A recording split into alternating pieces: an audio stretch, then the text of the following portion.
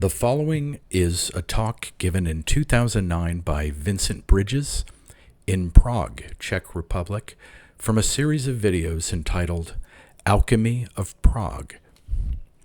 I've removed all the verbal Czech translations given, thereby cutting the runtime to about half the original.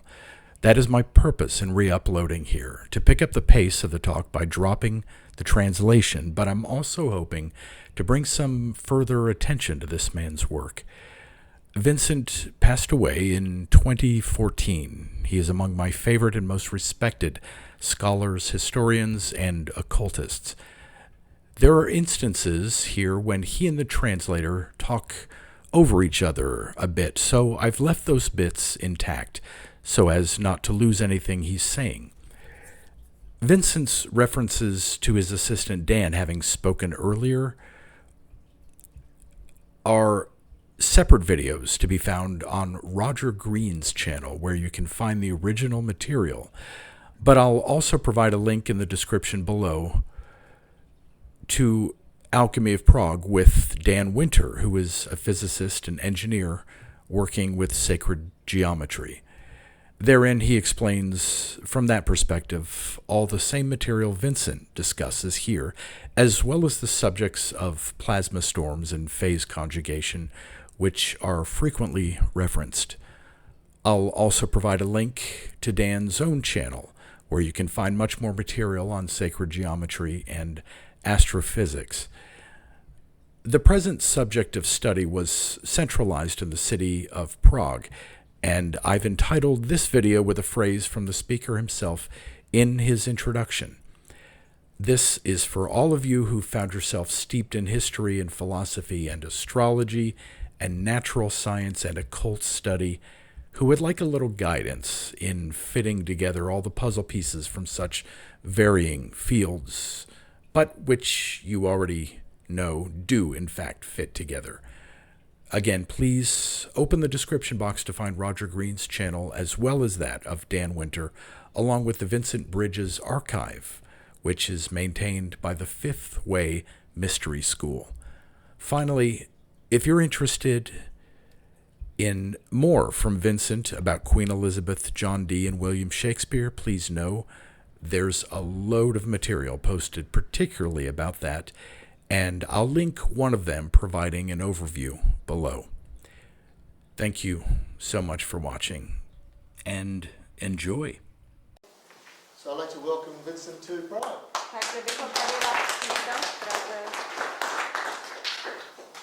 Well, it's nice to be here in Prague after 500 or so years. That was the last time I was here.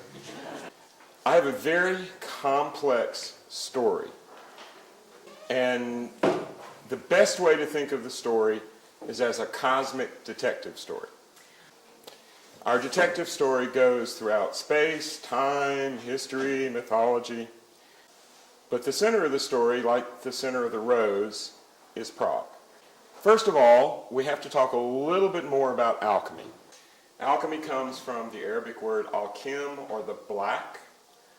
The reason why it was called alchemy is because the science itself was discovered in Alexandria roughly 2,000 years ago. As Dan said, mummy dust has a certain amount of gold powder, a very unusual form of gold powder. Jak říkal Dan, mumie mají určitý druh zlatého prášku, velmi neobvyklého zlatého prášku. And that's because the really ancient Egyptians, going back 4,000 BC or so, had discovered a basic concept. And the basic concept is what Dan has explained this morning. Put simply, as above, so below. Macro scale is found in the micro scale. We inhabit an information-rich hologram in which every part of the hologram has all of the information, detail, knowledge, etc. of the whole hologram. The ancient Egyptians discovered that you could in fact survive death, you could in fact be immortal, quote unquote, if you were willing to inhabit a star. The oldest Egyptian text we have, the pyramid text, says very clearly that the Pharaoh becomes a star in Orion. And the process involves gold. The Egyptian discovery was that spiritual intensity, bliss, coherence at a spiritual level, this intensity influences physical matter, so that a person who had a good death and was properly taken care of, the physical body was properly taken care of after death, that is mummified using a variety of salts and minerals.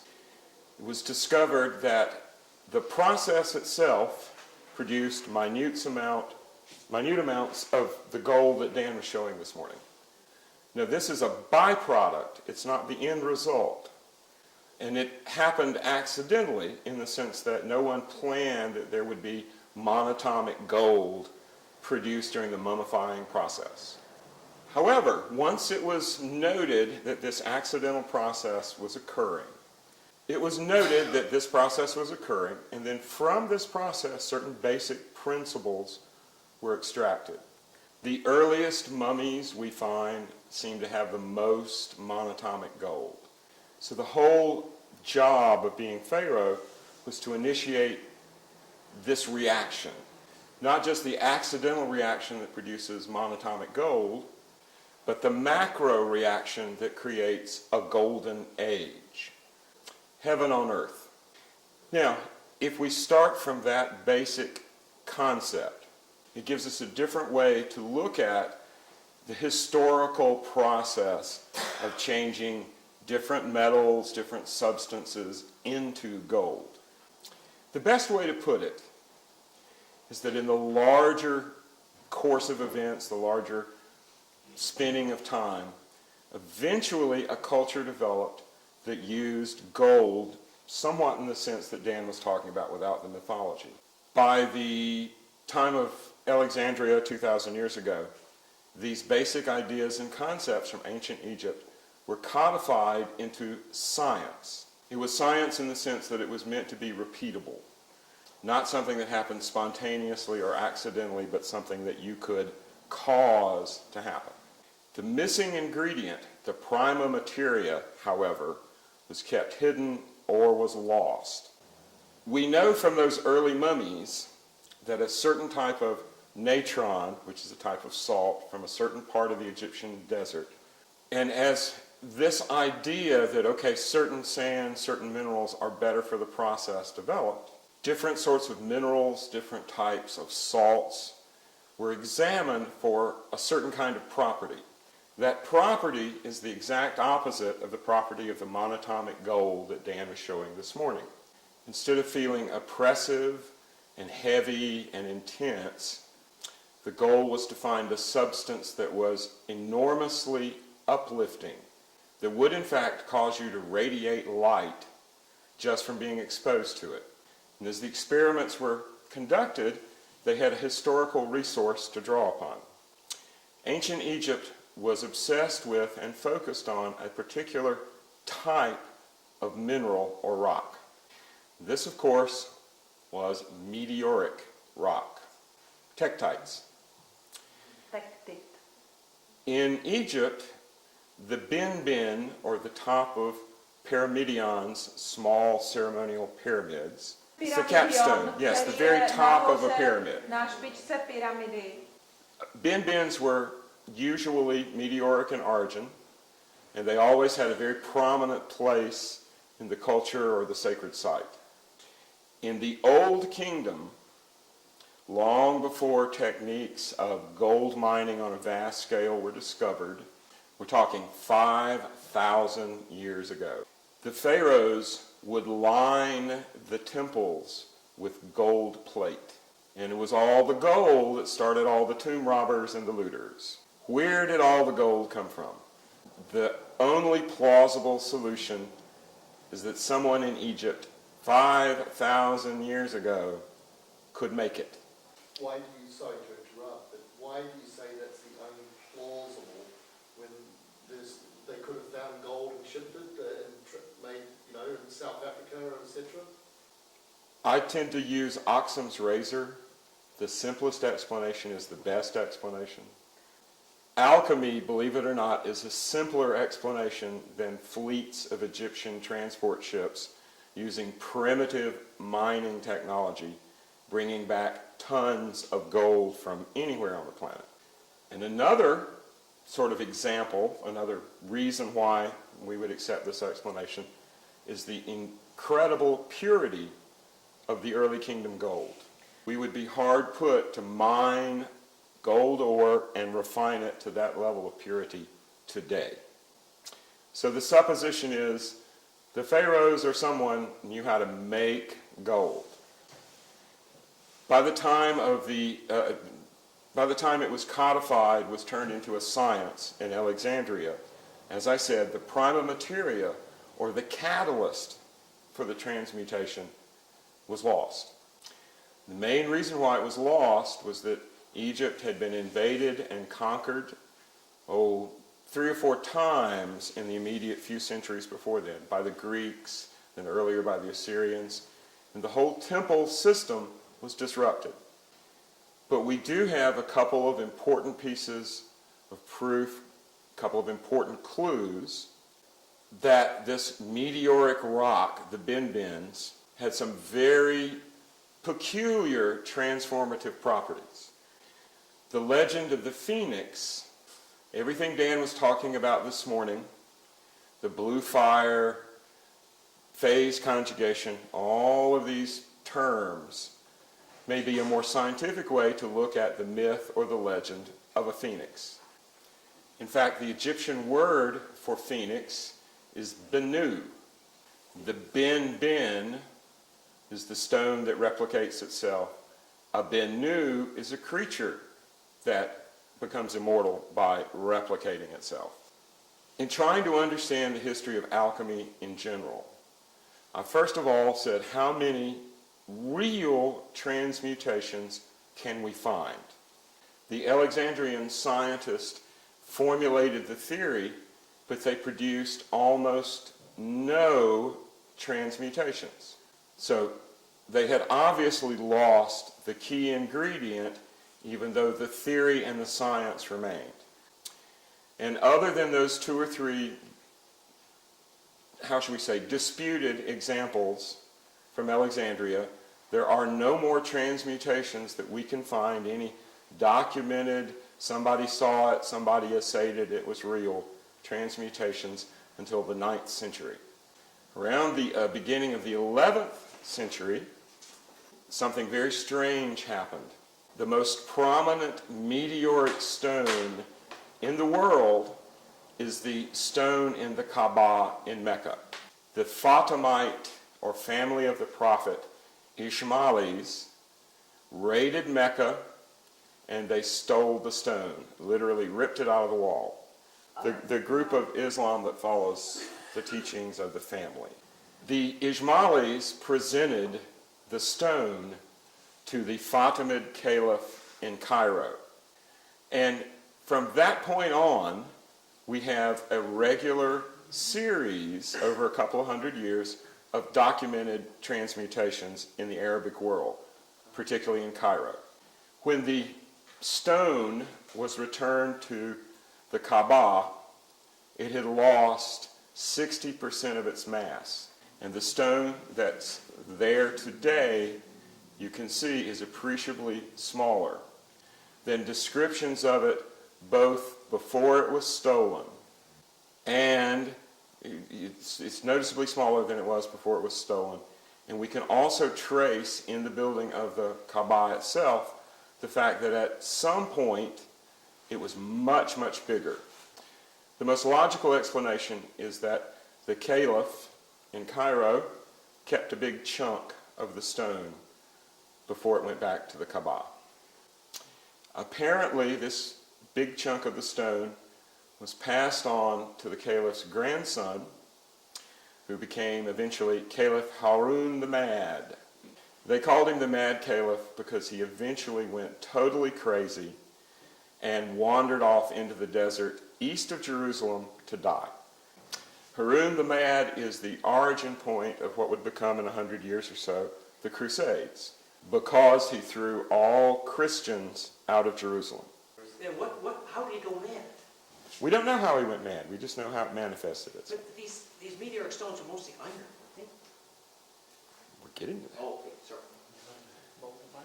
Moldavite. Very good. Hot thickness. Okay. Now he's really got me confused. Okay. Proč se zbláznil? Jak se zbláznil? Co to bylo za kámen? The mad caliph went mad, threw all the Christians, all the Jews out of Jerusalem. The intent was to make it a purely Islamic city, holy city. The tradition is, before he wandered off into the desert, he hid his greatest treasure under Herod's temple. Which was the temple? Herod's temple. Herod. The second temple. Takže jo, takže je to. There probably wasn't a Solomon's temple. That's another story. He hid his greatest treasure under the temple and wandered out into the desert to die. And for the next 200 years, we don't have any authentic transmutations.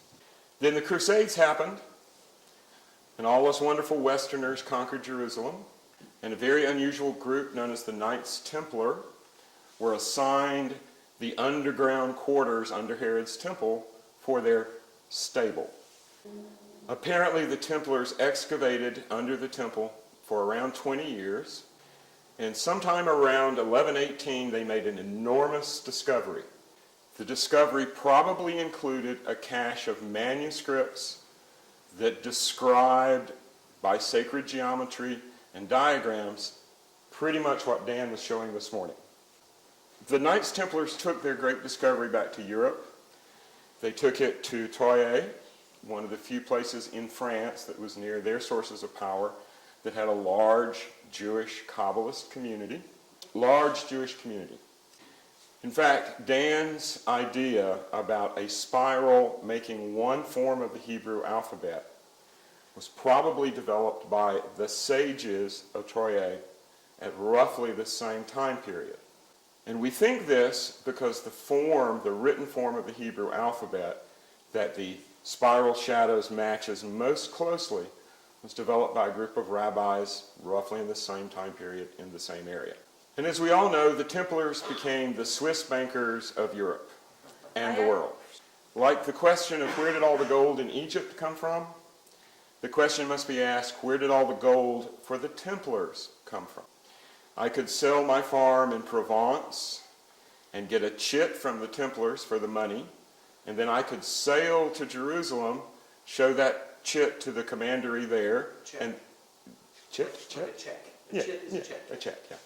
And they would give me money, gold. Platenšek. Where did they get the gold? No one's carrying it around. There's not great wagon trains of gold going from the Middle East to Europe or from Europe to the Middle East. But the Templars always have enough money. In fact, the Templar gold was the main financial support during this time period for the papacy and several kings in Europe, including the King of France. We know that at the beginning of the 14th century, a French alchemist by the name of Arnold Villanueva produced a transmutation in front of the Pope and the King of France, a process that was closely observed so there could be no trickery, and that produced gold that was assayed as 99.99999, we can't stop the nines. Now, this is in the historical record because Arnold gave the crucible and the gold to the Pope's treasurer and main assayer. Treasurer. Analyzing, yeah. Yeah. So we have records of this transmutation. We can still read the diary of the man who checked the gold. And considering the pressure that was put on him, it can't be a fake. Within a few years, the King of France, in cohesion, along with the Pope, had outlawed the Templars and attempted to steal their entire cache of gold. After this point, for maybe 50 or 60 years until the late 1400s, no one performed another transmutation. In the late 1400s, a man by the name of Nicholas Flamel, the Flame of El, Flamel, discovered some manuscripts and a curious treasure in the south of France, southwestern France. With the help of some of the alchemists in Orléans and Paris, he was able to translate the documents, and in 1388 performed another well-documented transmutation. Nicholas Flamel went from a broke second-hand book dealer to the richest man in Paris in the course of 5 years. We don't really know what happened to Flamel and his wife, Parnouille, who was apparently part of the process. We don't know whether they died. We don't know exactly what happened to them. We do have a tombstone for Nicholas Flamel that is full of very strange symbolism. But Flamel is the starting point for the next 150 years of transmutations. We have more transmutations on record documented between 1388 and 1600 than anywhere else in the rest of recorded history. In the 200 years from, say, 1388 to 1588, we have more recorded transmutations than any other time in history. And it appears that there were a group of occultists, alchemists traveling around Europe with something called the powder of projection. Okay? Now, the powder of projection was known as the red powder. And it was said that 1 grain of this powder could turn a base metal like lead into a pound of gold. It's very significant that it was called the red powder because the stone that was stolen from the Kaaba is purplish red, about the color of these seats. Now, the story among certain cognoscenti, or people in the know, is that Flamel first hid the rest of the stone in the cemetery he had built in Paris, and then in the late 16th century, late 1500s, it was moved from the cemetery and hidden in the crypt of Notre Dame de Paris. The tradition is, the tradition on how to find where the stone is hidden in Notre Dame. There is a figure of an alchemist on the north tower, and he's staring with an expression like this. And he's looking at a very specific spot, but just to make sure we have it triangulated properly, there was a figure of a crow, which is an ancient alchemical symbol. It was on the far northern front of the church, the tympanum, or arch, and the crow was turned looking over his shoulder back into the cathedral. If you line up where the alchemist is looking and where the crow is looking, the point where they cross, that's where it was buried. And I can tell you from experience, the authorities in Paris really don't like it if you try to get down into that area of the crypt. So that piece of the stone may still be there. But for our purposes, that's a dead end. How big was the stone, the original? Myslíte ten původní, the original one? When they were able to move it? The Kaaba was rebuilt several times. And after the Ismailis destroyed it, ripped the wall out, it was rebuilt so that it was about 10 feet bigger on that wall. It was no longer really a cube.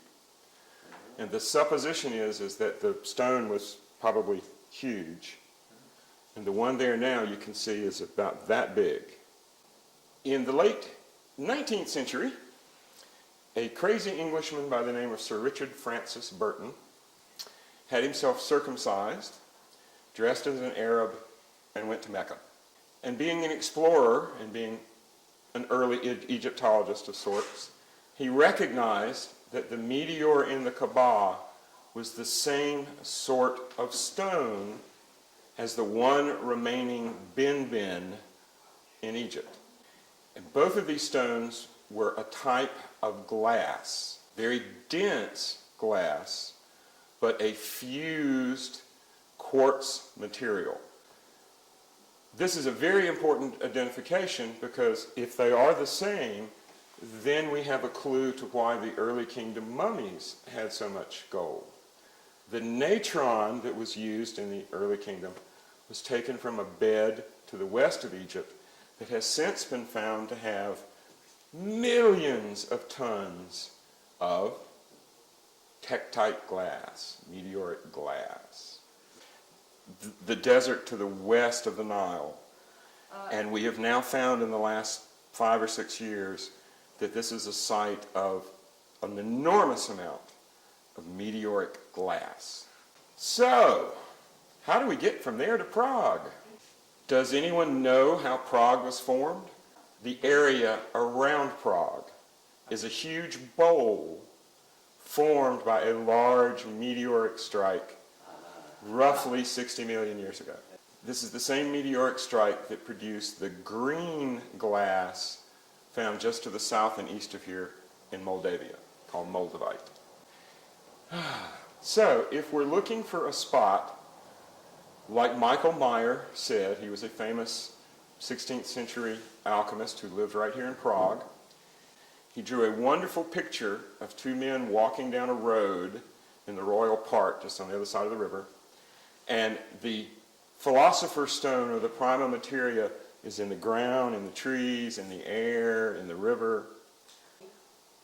So if you were looking for a source of raw prima materia to start your alchemical process, the huge meteor strike that formed Prague and vaporized the meteor into the very soil, into the very rock, would be a really good choice. Now, that brings us, following our line of famous transmutations. Transmutations were performed right here in Prague, and the red powder, a new version of the red powder, was made right here in Prague. And not only was the transmutation documented and noted, but it was the main reason why Rudolph II was so fond of a vagabond forger with his ears cut off named Edward Kelly, who performed the transmutation. Now, in the English-speaking world, John Dee gets all the attention because he was Queen Elizabeth's royal astrologer, because of all the great Britannia connections. He's the man who actually invented the British Empire as a phrase and a concept. Kelly did The last 5 minutes. Kelly did the powder transformation for Rudolph II here in Prague. Right, yeah, I know. And Prague was set up from the meteoric stone. Right. That's where the prima materia came from.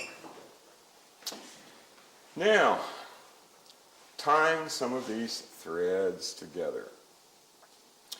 Part of why Dee and Kelly were here is that they had been sent by the Ophanim, or the Whirling Ones, on a missionary apocalyptic quest. In November 1581, a large angel, as Dee described him, rapped on his second floor window at Mortlake outside of London. And when Dee opened the window, see if we got one of the shoestone. A když Dee otevřel to okno, The angel handed him a small rutilated quartz crystal about the size of your hands. Now, I actually had the pleasure a few years ago of talking the person in charge of the manuscript room into opening the case and letting me hold it. In the British Museum. In the British Museum, yes. Yeah.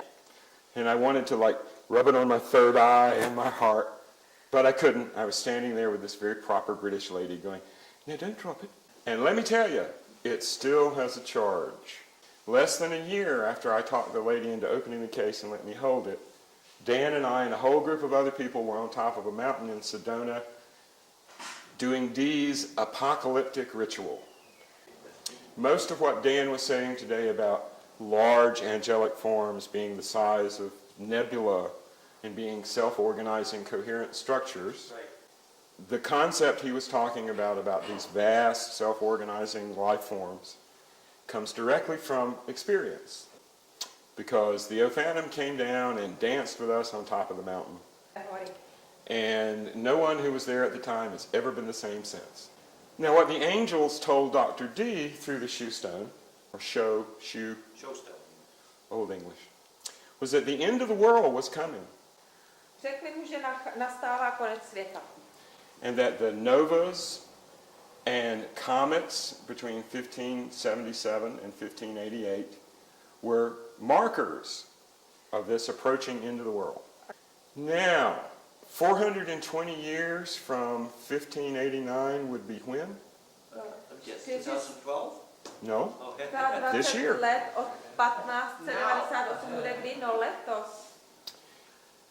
Dee, along with most other knowledgeable astrologers, astronomers at that time period, believed in planetary ages. And the planetary age that was starting in 1588, 1589 was the age of Venus. Then 420 years later would be the last or the first of the next cycle planetary being, Mercury. So the angels explained all this to Dee and Kelly in 1582 and 1583. They also told them that the Spanish Armada would be defeated and that Mary Queen of Scots would be killed and other prophecies that were accurate. And they told them that in order to prepare for the 420 year down the road end of the world, they needed to convince the temporal ruler of Europe, Rudolph II, to start a Hermetic revolution. Now, this fit in just perfectly with what Rudolph himself believed, because he believed that the seven hills of Prague were going to be the new Rome, the new Hermetic Rome, which is why in the late 16th century, every crackpot, weirdo, alchemist, occultist in Europe rolled downhill into the bowl of Prague. Just like we did. Yep, just like we did. And the word Prague means doorway. Don't spoil my, don't step on my punchline, Neil. It may have matched Rudolph's idea of what to do with Prague, and it also was what the angels were telling Dee, but there was another really powerful reason to come to Prague. So, a fellow from Poland came to visit Dee and Kelly by the name of Count Albert Lasky. Now, Lasky was one of Rudolph II's spies. Rudolph wasn't interested in spying for political reasons. If he had been, his life and career would have been much different. But he had the largest spy network in Europe, concentrating on finding obscure paintings, documents, and artifacts. Dee had even worked in the 1560s for Rudolph's father, Maximilian II, collecting Kabbalistic manuscripts in Venice. So there was a connection long before Lasky appeared and long before they left for Prague. So why come to Prague when things are already going pretty good in England? You've already got the angels dictating things to you. Why come to Prague? Because Lasky explained to Dee that there were 7 hills. Just like the seven-pointed star. 7-pointed star, 7 hills in Prague, and that there was a pentagram of synagogues and churches in Prague, inside the 7 hills. Plus, the Golem legends had made an enormous deal of the idea of truth, Amet, and death, Met. Amet means truth, and you take the A off, it's Met, which is death. Traditionally, the golem was made out of mud from the river over there, full of meteoric sand, and then truth, or Amet, was invoked into the golem to bring it to life. The golem legend is a very specific truth of what Dan was teaching this morning. The life force can be created, inanimate clay can be animated if you understand the right pressure waves. So when you wanted the golem to not be animated, not walk around, you erased the A, and he went to sleep. Now the legend is, and this is before Rabbi Lowe's time, there were golem reports in Prague 200 years before Rabbi Lowe. But the story is that one day the rabbi forgot to erase the A, and the golem went partying like a bunch of drunken French tourists. Now, The English are much worse in drinking than the French. you think?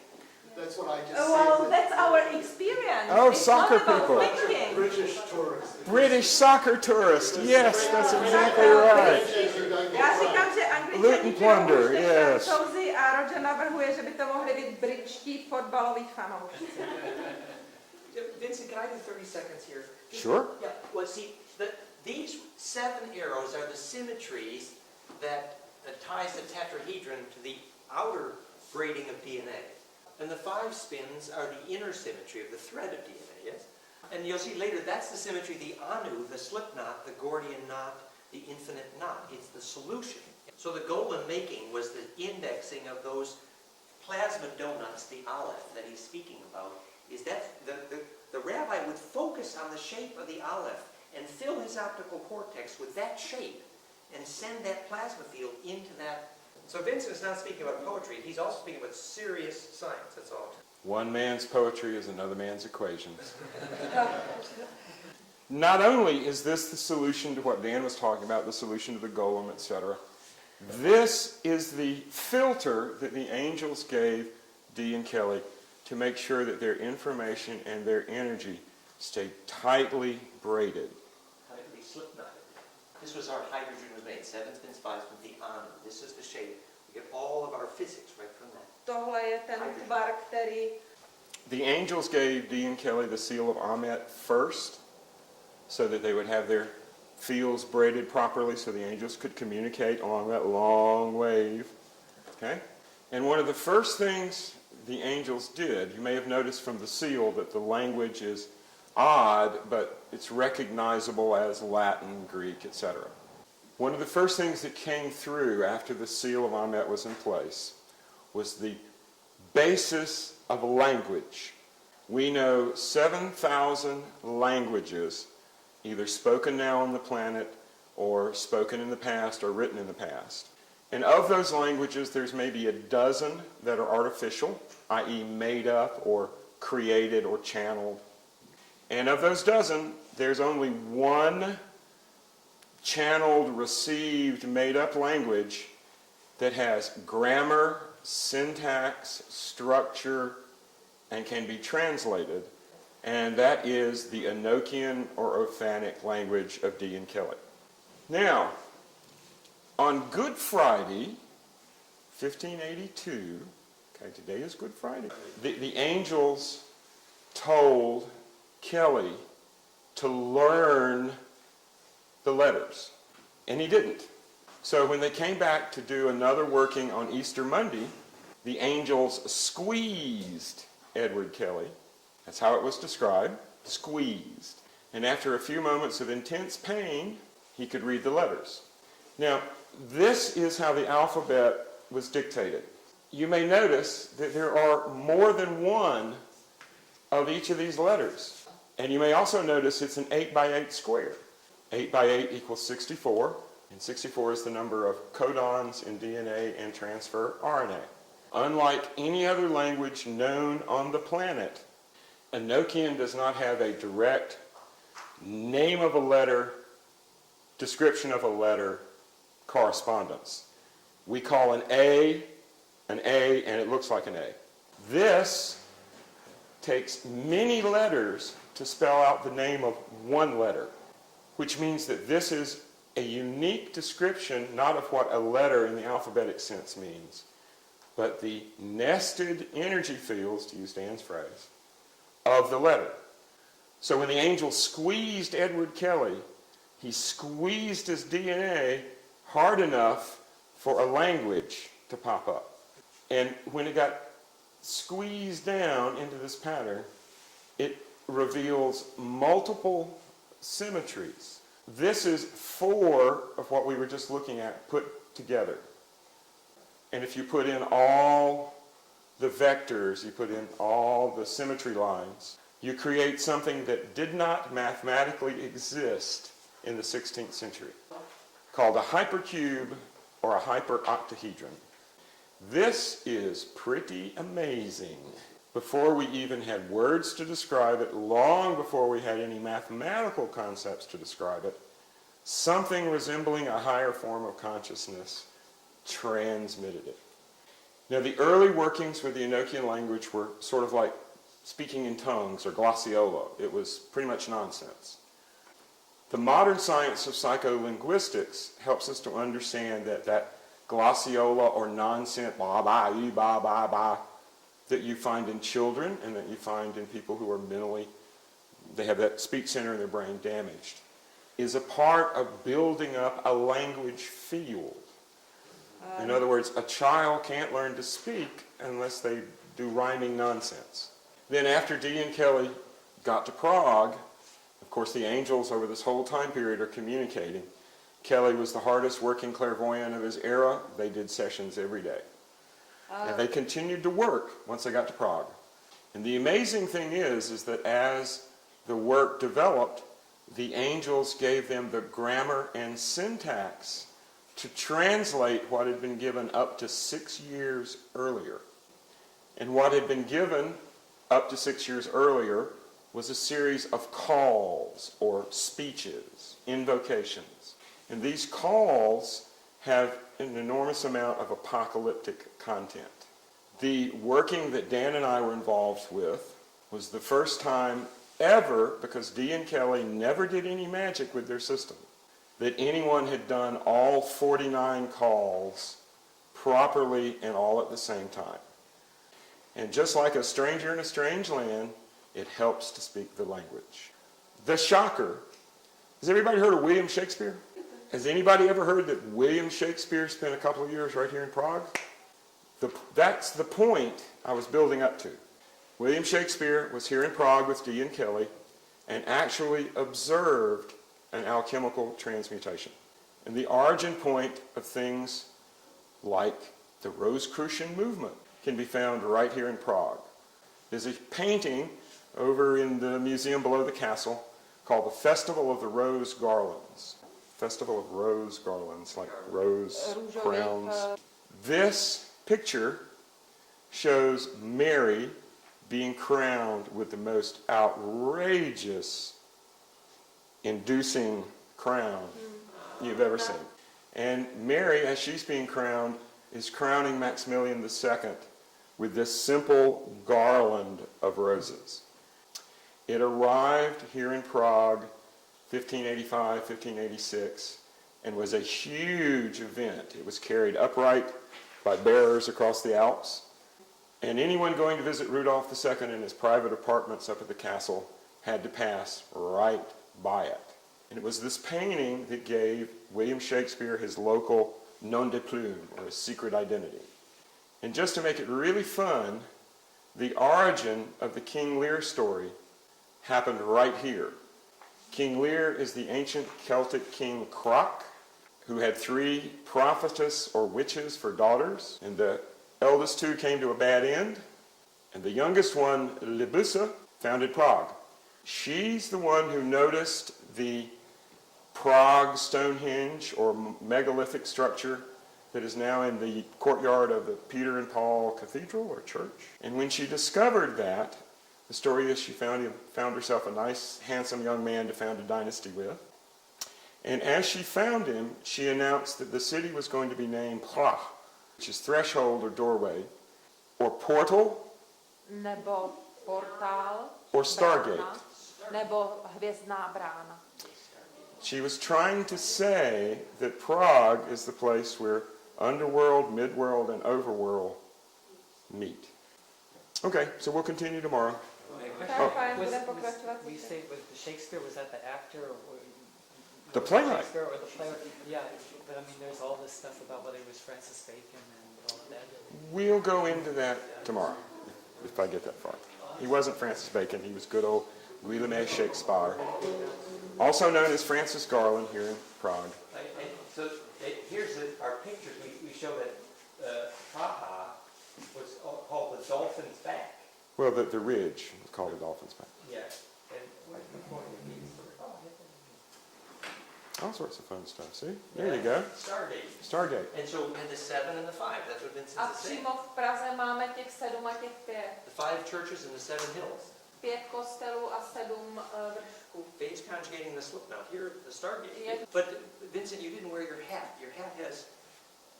I thought that would be a little too intense. Vincent's hat says Stargate on the back. Yes, just so you know. I'm a semi-uncredited collaborator in the Stargate movie. That's a crew cap. If you remember the movie, the James Spader stuff at the beginning, where he's talking about Howard Weiss, somebody wrote that down while I said it. That's straight from my mouth to the movie.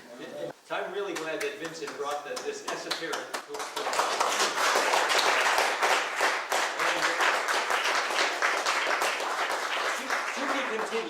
To be continued, yeah. Are we ready? Yep. You ready, folks? Začínáme. Jste připraveni? So, in honor of Easter, I'm going to tell you a few things about Christianity you probably didn't know before we move on to other topics. In walking around, right around the corner from where we're staying, there's a nice little church. And on the side of the church, there's a lovely crucifix with a golden Jesus hanging on the cross. And above Jesus, there's a plaque with those 4 letters. And usually, these letters are interpreted as Jesus of Nazareth, King of the Jews. The only problem with that is that Nazareth did not exist in Jesus' time. The town that we call Nazareth now wasn't there in Jesus' time. It was founded 150 years after Jesus' death. So there's no way Pilate put this up over the crucifixion. So this was added to the myth of the crucifixion much later to explain a deeper symbology. And basically, each of these letters represents one of the 4 elements. But if you add the numerical value of these 4 letters, it adds up to 270. If you add 270 and 270, you get 540. Then you add 540 and 540, you get 1080. 1080 is what we call the processional month. And it's the traditional way to determine processional ages. It's the traditional number. Okay, let me explain procession again. If when I'm born, I go out and I locate a star on the horizon, I'm 1 year old and the star is right there. And if I live 72 years and I go out and look for the same star, it will have moved about the distance of my palm here, backward from the direction of the sun's motion. Yes, Dan's model is showing It's actually, I must credit Nick Theodore. yeah. Okay. And you see the 3 equators, the galactic equator, the solar equator, and the Earth equator. And every once in a while they're approaching 90 degrees. Yes, as they are at the moment. And that 90 degrees is like that cube in space where compression is most intense, yes? So, again, 1080 and 1080 is 2160. 12 times 2160 gives you a whole processional cycle of right at 26,000 years.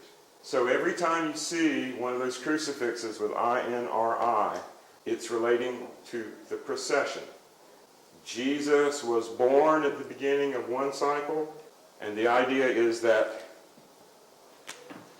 2,160 years later, or the beginning of this cycle, he's going to return.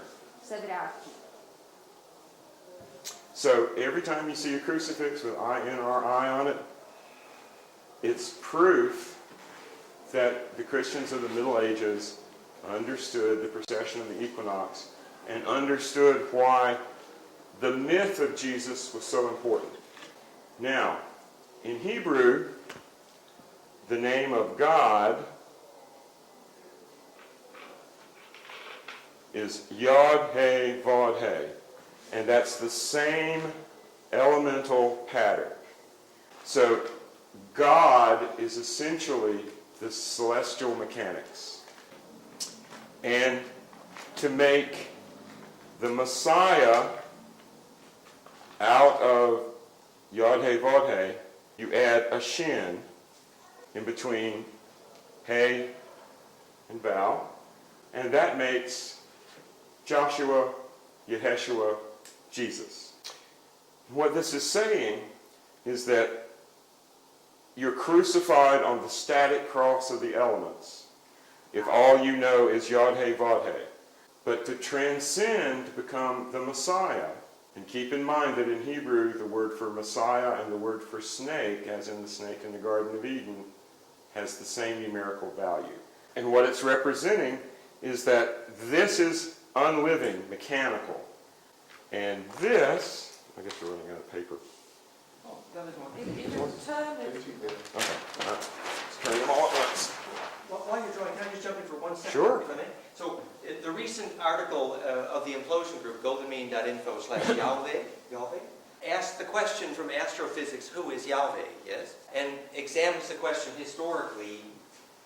And Yahweh is the name for the being, this is a shortened version, the being that inhabits the double light cones, Yod and Vav. Yeah? In other words, God is the plasma storm kind of thing. In this case, this is the geometry of the plasma storm, which is Orion. That's literally the shape. Or at an even deeper level, God or Yahweh is simply the being who's able to inhabit the double cones in general of the definition of phase conjugation. Yes? I would agree with most of that. Yod-He, Vod-He is a very unpersonal, very mechanical, the forces of nature, the forces of karma. It doesn't become personalized, it doesn't become an aspect of consciousness until you add the Shin, which is light or spiritual fire, which means that our individual consciousness and our collective consciousness is the light that illuminates reality. If we weren't here, all of the universe would still be here, it just wouldn't be alive. Life comes from adding the Shin, or the light, or the spiritual fire, to this mechanical process. Now, where did Christianity get this idea of procession and the Messiah and so forth, and these very specific qualities? Basically, from the ancient Egyptians. And the ancient Egyptian concept was something called the Jed. And the Egyptians thought that life... Jed. The Jedi Knight. Yeah, no, Or yeah, like Jed Clampett. Yeah, okay. The Egyptians believed that at the point of the first Jed was the Zet Tepi, or the first time. Very Aneboli The beginning of time. Okay. Vincent, is this picture at all helpful? Yes, that's good. There's a better drawing than mine of the Jed. It's your Jo, tam je ten jet namalovaný líp. Could be. But you see the golden ratio geometry, Right. and that's a capacitor that fabricates a gravitational field, including levitating the rocks above the king's chamber. That's the definition of jet. Valerie says if you ask Dan, everything's a capacitor. That's very true. Now, there have been 2 more Jeds since the first Jed was erected on the primal mound at Abydos. The hieroglyphs on the temple at Edfu, which has the most complete creation story found in ancient Egyptian, says that the boat, Ra of the sun, landed on the primal mound, and the gods got out of the boat and erected a Jed on the mound to maintain life, stability, happiness, prosperity, etc. The second raising of the Jed was the resurrection of Osiris. And I hope everyone knows the legend of Osiris, killed by his jealous brother Set, chopped into 19 pieces, and his sister, wife, companion Isis found 18 of those 19 pieces. And she found the 19th piece, or his phallus, in Abydos. And with the 19th piece, she put Osiris back together and impregnated herself. And you can get as kinky with that as you want. Pull yourself together, Osiris. That's right. Isis impregnated herself, and she had a child. And that child was Horus, the younger. Now, in Egyptian, Horus means sky, or face of the sky. So Horus's eye during the daytime is the sun, that's his right eye. And his eye at night, the left eye, is the moon. So the second erection, using that word in all senses, is the resurrection of Osiris. Now, the third erection of the Jed is the founding of Egyptian history. And of course, this happened roughly about the time the recent Mayan calendar cycle began, roughly 3112 BCE. Now, the legends, particularly in the Horus Temple and in various calendars that we found from Egypt, says that there's going to be a 4th erection of the Jed. And the temple at Edfu and these calendars talk about the fourth erection of the Jed. As the first erection is the Zep Tepi, or the first time, the fourth erection marks the last time. So we can date this event fairly certainly, the third erection of the Jed.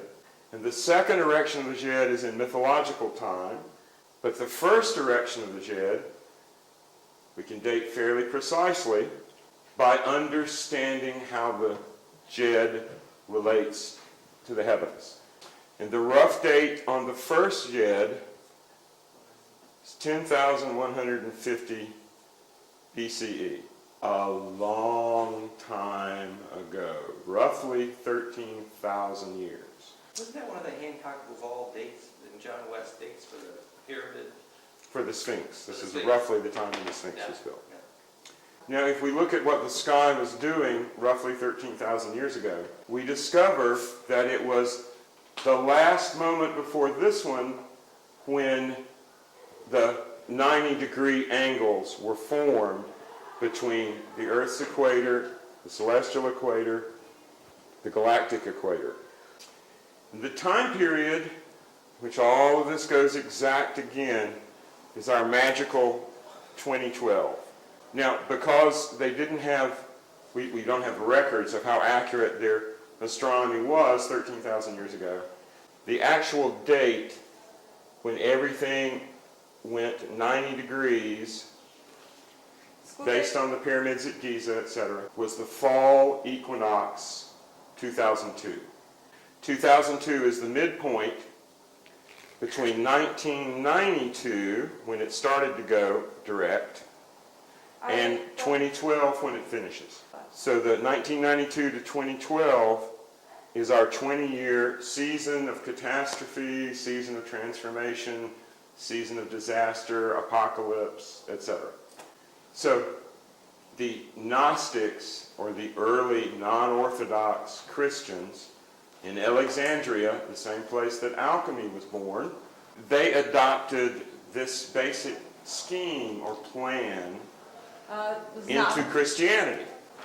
So that Jesus was born theoretically, 2,160 years, roughly, from the erection of the fourth Jed.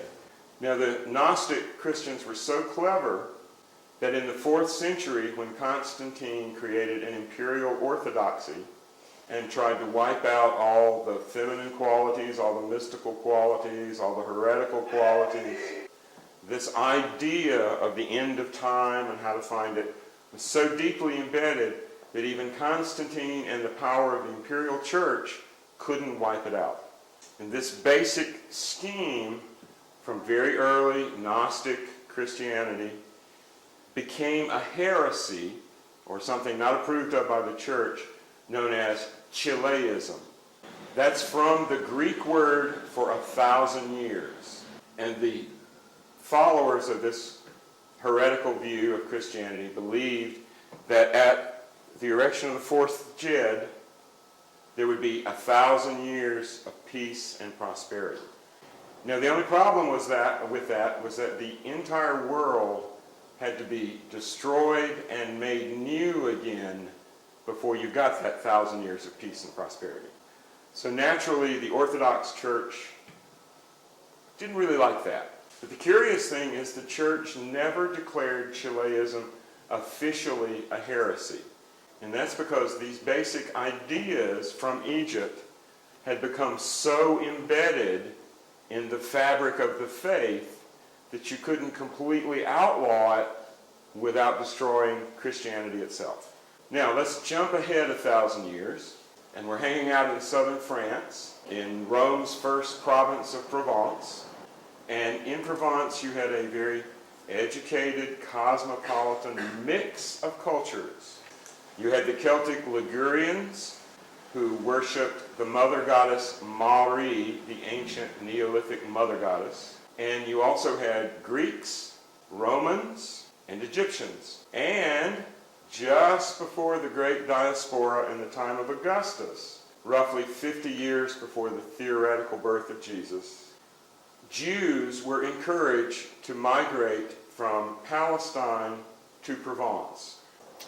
Augustus made this law and declared that all the Jews living in Provence could send taxes to the temple in Palestine without going through Rome.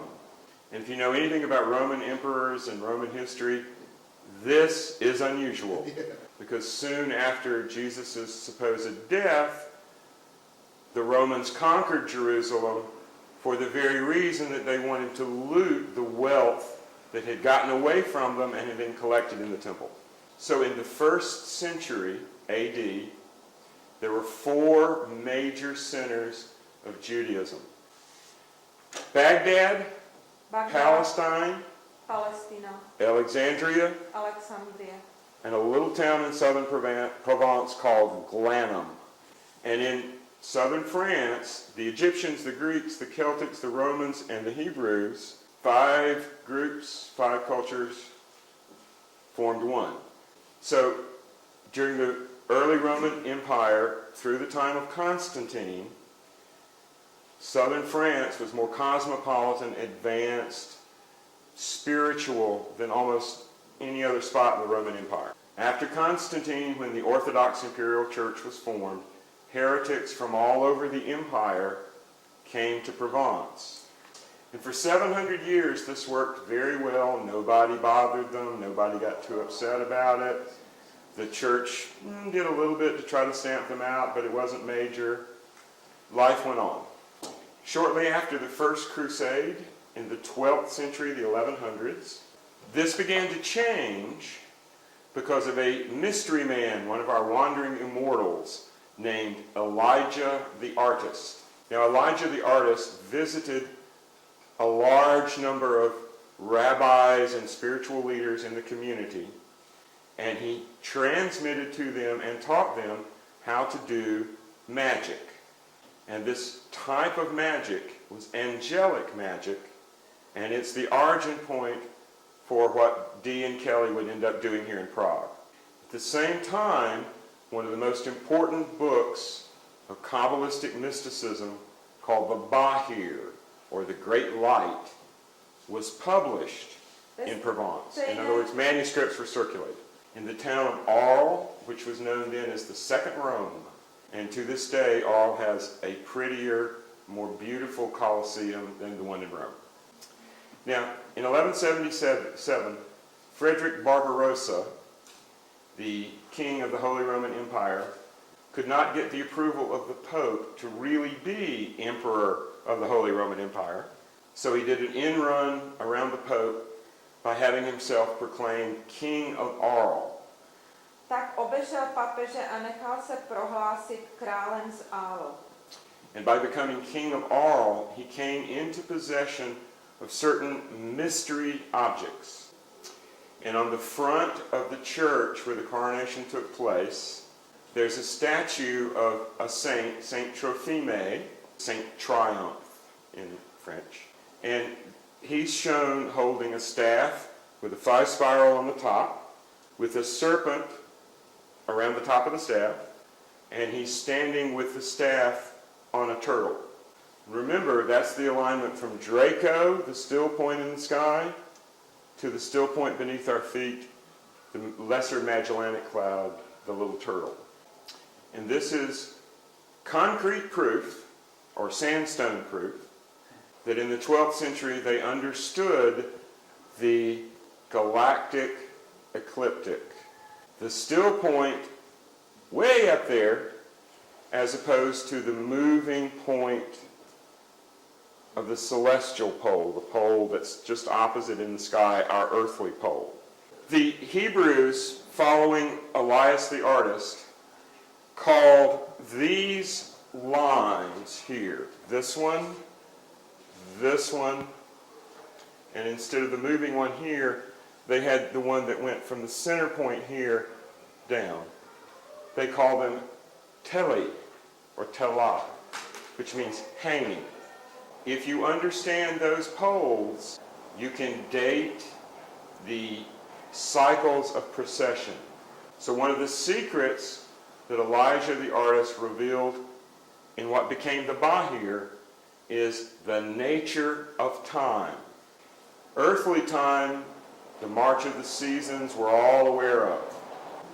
And if you're observant and live long enough, you can see that 1 degree, the width of my palm, precession in the sky. And if you have a group of adepts or knowledgeable people who make observations over 1,000 years, then you begin to understand INRI, the precessional month, precessional year, etc.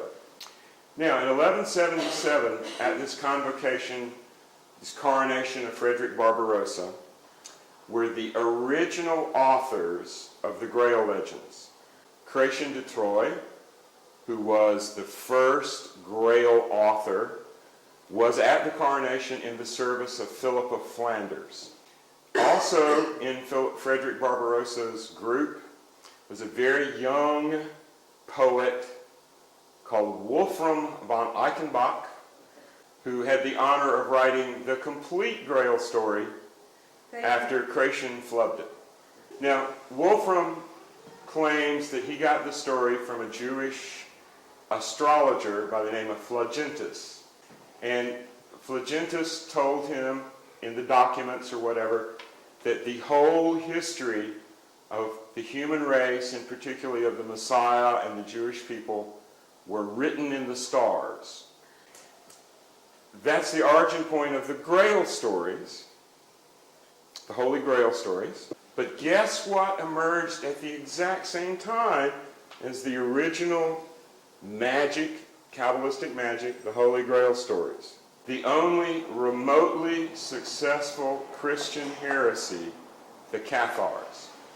The best way to think of the Cathars is to look at the Muslim world with Sunni orthodoxy and Shia mystical followers of the family. And if the Catholic Church hadn't wiped out the Cathars, Christianity would be split into orthodoxy and mystical family group, just like Islam. Just to add some flavor here, you know, we do this Science of the Holy Grail tour every year of South France. Jenom abych to tady trošku okořenil, tak víte, že děláme tu vědeckou expedici po katarských místech jižní Francie každý rok. And one of the key concepts we teach when we teach the science of what the Grail means, that first of all, that the Grail is the fractality. It starts with fractality in blood, of course. So we examine that curvature that allows phase conjugation to exist in blood, called the Holy Grail in the blood, yes? But physics is now quite clear with the cover of Nature magazine that the universe is fractal. It's quite clear, yes? And so that fractality extends from the blood to the earth grid to the dodecahedral symmetry of the universe itself, which is what the magazines, the science magazines now say, yes? Dodecahedron? The dodecahedron, yes, dodecahedral shape of the masses of the universe. Nature magazine, universe is dodecas. Tak to bylo Nature. So I find it beautiful that Vincent has tracked down the origins of the Grail story to the identification of the nature of time. I like this. It's very cool. Takže mně se zvlášť líbí, jak vlastně Wait till I get through the story. Little comment I'd like to add is that the climax of the Grail story is this thing called the Siege Perilous. Siege paralysm. The perilous seat. Isn't it siege? The siege? S-I-E-G-E. Yeah, but it means seat.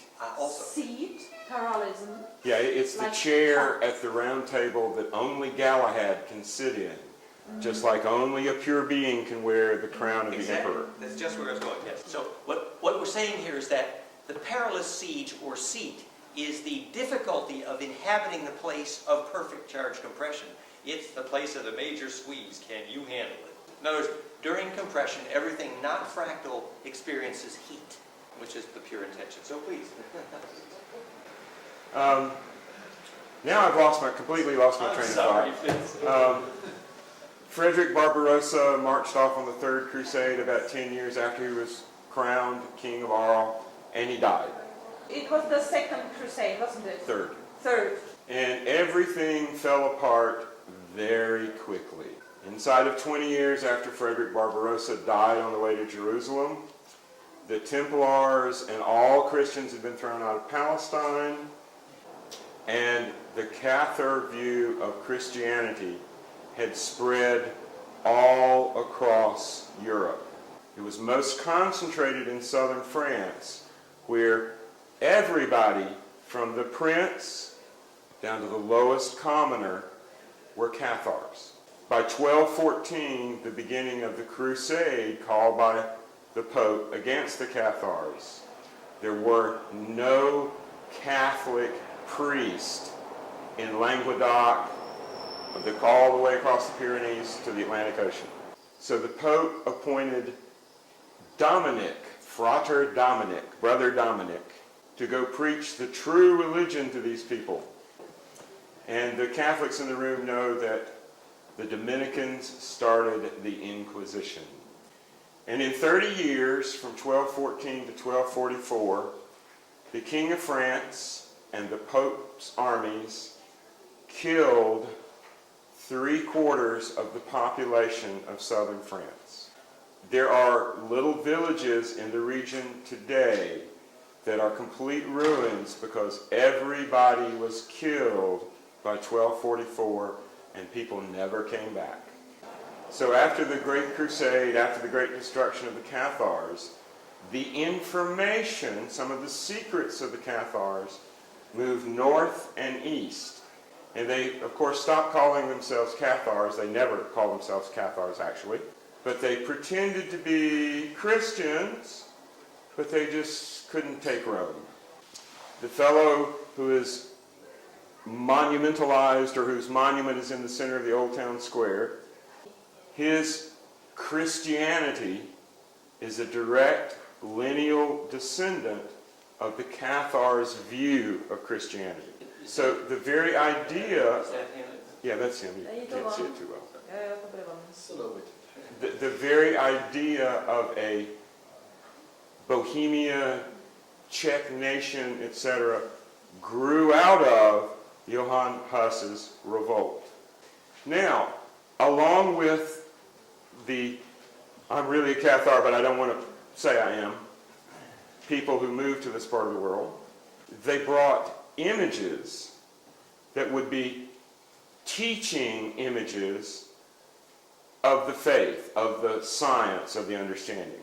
In southern France, the remains of the Catharists moved in a different direction, and again by the same time period as Johann Huss, they had created the tarot cards. And the tarot cards are an amalgamation or a combination of very precise Islamic astronomy and the core legends of Catharism and the Holy Grail. Now this sort of solidified into something that we can point to. The earliest tarot decks have survived from southern France and from Italy. So we can say, okay, that's the tarot. What crossed the mountains were little collections of images like these you see up on the screen now. These images are now famous as the Lost Book of Nostradamus, except they were never lost and they had nothing to do with Nostradamus. And it's on my head that they now have that incorrect appellation. Now, there were 80 images in this Lost Book collection, and it eventually ended up in the Vatican Library, where it was stolen by a con man in the late 19th century and sold to the King of Italy and the new municipal state library in Rome. Who stole it? I'm not going to go into that. But we have a half a dozen collections of these images in various collections of manuscripts in Germany, Switzerland, Italy, and northern France.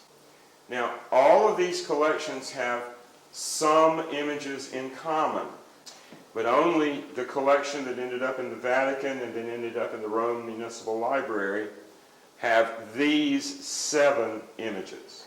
The reason for that is these 7 images reveal the secret of time, or the only thing that mattered to a good Christian, which is, when's Jesus coming back? So these 7 images were so important that they weren't copied exactly. Mistakes were made either intentionally, I think, or just perhaps they didn't know what they were drawing. And the other sets did not have them because the people who drew and used those sets weren't ready for this information. Now, I'm not going to take up an enormous amount of time completely explaining all the images. That's for my paper for the International Medieval Society next month. But we're going to hit the high points. You see the first image with the sun. This image here that I wasn't able to scan very clearly in my trying to scan without the librarian catching me. This is a lion. Je to lev. Now, the secret is how you mark starting and ending. If you look up in the sky, the boundary between Pisces and Aquarius is nebulous, but the boundary between Cancer and Leo and Virgo can be very sharply marked because there's groups of stars at the beginning and end. Okay, this represents the fact, going back to the Egyptians, that 13,000 years ago, at the time of our first Jed raising, the star that marked the spring equinox was Regulus, the heart of the lion. So 13,000 years later, at the fourth Jed, the last time, would be the fall equinox in Leo. And if you don't go by astrology, you go by astronomy. Astrology is 2,000 years out of date with the real sky. You will notice that the fall equinox is now falling on the cusp of Leo-Virgo. So these Catharists Chileists knew in the 13th century, roughly 1280, which is where the paper and the ink in these images date from. Now we know that because, again, I convinced a TV producer to spend a lot of money going to Rome and getting them dated and verified by experts, by telling them that I thought maybe it was something that Nostradamus or his son Cesare had painted. So that's where it all started. So I'm responsible. So the producer said to me when we were all through, "You mean I spent $100,000 to prove you wrong?" And I said, "No, you spent $100,000 to prove me right. I just didn't tell you." So we've had the paper and we've had the ink dated to roughly 1280 to 1340. Now, if you notice on that first one, there's a circle with 7 spokes. That's indicating that this is not exactly the Great Cross, but it's close. The second one has 8, and we're now in the period of the alignment. This is the king. Notice he's wearing his dielectric charge capacitor crown, and he's reading the book of life. Here's the tree of life, and here's the book. Now, if you look at this really closely in a better image, there's a word right there. So it actually says in bad Latin, una male, or the evil one. And as a joke, I told the producer that it could be either the evil one or one male. And one of these days I'll learn not to kid with people who have no senses of humor, because it showed up in the TV show as the one male who's going to be the Antichrist. Protože už jsem se naučil vydělat si legraci z lidí, kteří nemají smysl pro humor, protože v té televizi to potom v tom programu vyznělo jako, že je to... Now there were, I'm sure, in the original versions or in the people back when they were printed would explicate what these little tags were supposed to be. But you can see, here's Pisces. That's the zodiacal age we're in now. And here's Sagittarius. So Sagittarius is not next to Pisces, so what is this trying to tell us? Now apparently they couldn't just spell it out. It was much too dangerous to just say it right up front. So they had to separate the key components. So on the other image you had Sagittarius shooting this way, and here's Scorpio. So they're not together, so you can't just accidentally understand it. It has to be explained to you. Here's the tree of life, and it's being attacked by one of Dan's cosmic men plasma storm. And this is the curve of the galaxy with our sword of discrimination and understanding through the center of it. So when the 8-rayed cross is lined up properly in the sky, it's like a sword comes through the center of the galaxy and stabs us. Galactic superwave. Plasma storm. Plasma. Okay, notice the lamb. That's the paschal lamb or the Passover lamb that represents Jesus' return. And again, I'm saying Jesus in the sense of Yod He Shin Vod He. The return of the Messiah in all of us. As this energy pierces us, we're not going to enjoy it necessarily. Here we have Sagittarius and Virgo. What's missing? What's in between Sagittarius and Virgo? Scorpio. Scorpios, we should know. And the Romans created the sign of Libra from the claws of the scorpion. There were originally 11 signs of the zodiac which matched the 11 couleurs or sacred circles of the planet and the celestial sphere. So the Romans added the scales. Now, this is Taurus. If the center of the galaxy is between Scorpio and Sagittarius, then the edge of the galaxy is between Taurus and Gemini. So this one is telling us where the edge of the galaxy away from the center is. It's pointing out that Scorpio is hidden. Scorpio produced Libra, but it's hidden. So why is he shooting an arrow at Virgo? Because this eruption of energy is bringing back the lost feminine, the return of the goddess. In fact, just 5 years ago, there was a nova in Scorpio that would indicate that there's probably another super wave on its way that'll get here in 26,000 years. Now, when we went to Rome, and I tricked the TV guy into doing my research for me, this image got us in more trouble than any other.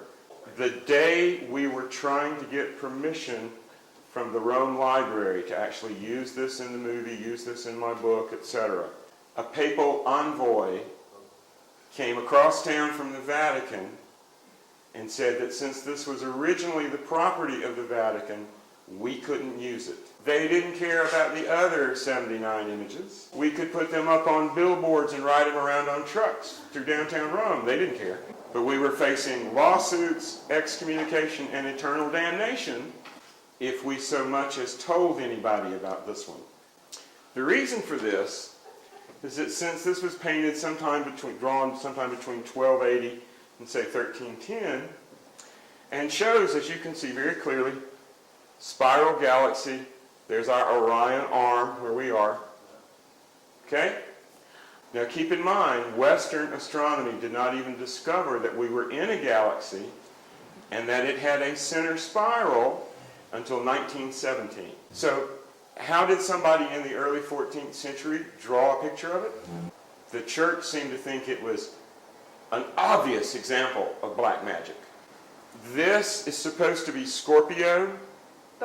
It is not a lobster. Lobsters have 2 claws and 6 legs if you've ever eaten lobsters. No. If you get a lobster with 8 legs, it's a mutant or a very big scorpion. And this upper part, the V, the eclipse going up to the cross, is the clue to the exact timing of when the sun is exactly on the galactic meridian. I recognize this image immediately because this is one of the 4 images on the base of the Henday cross, which is the subject of my books. So I knew this had to be an eclipse, either lunar or solar. But if you look closely, here's the crescent of the moon crossing the circle of the sun. And that produces a very specific type of solar eclipse called an annular eclipse. An annular eclipse looks like a diamond ring. The shadow of the moon crosses most of the sun's face. There's a part that it doesn't make complete, and that shines out just like a diamond on a diamond ring. So this tells us we're looking for not quite a total eclipse, but an annular eclipse. You know, a lunar eclipse is the shadow of the earth crossing the face of the moon. A solar eclipse is the shadow of the moon in between us and the sun. So anybody who's been living in Europe a while, do you remember a big annular eclipse a few years ago? Vzpomínáte si někdo na tu neúplnou zatmění? Yeah, it was last year June, wasn't it? July? Loni? We had a total eclipse last year. Does anybody remember when that funny little diamond ring in the sky popped up? Kdy to It was visible all the way from central Turkey to northern Scotland. 1999. v roce 1999. 1999. Now we know that this is 1999 not just because of the annular eclipse, but also because that annular eclipse had a lunar eclipse before it and a lunar eclipse after it. The three eclipses coming together is very rare. It happens about once every 120 years. And after the annular eclipse, we had another lunar eclipse. So any competent astronomer, astrologer in the Middle Ages could calculate the head and tail of the dragon on their ephemerae and their astrolabe, and they could come up with the fact that there's only one time period coming up where you would have an annular eclipse with two lunar eclipses bracketing it, and then 6 months later another lunar eclipse.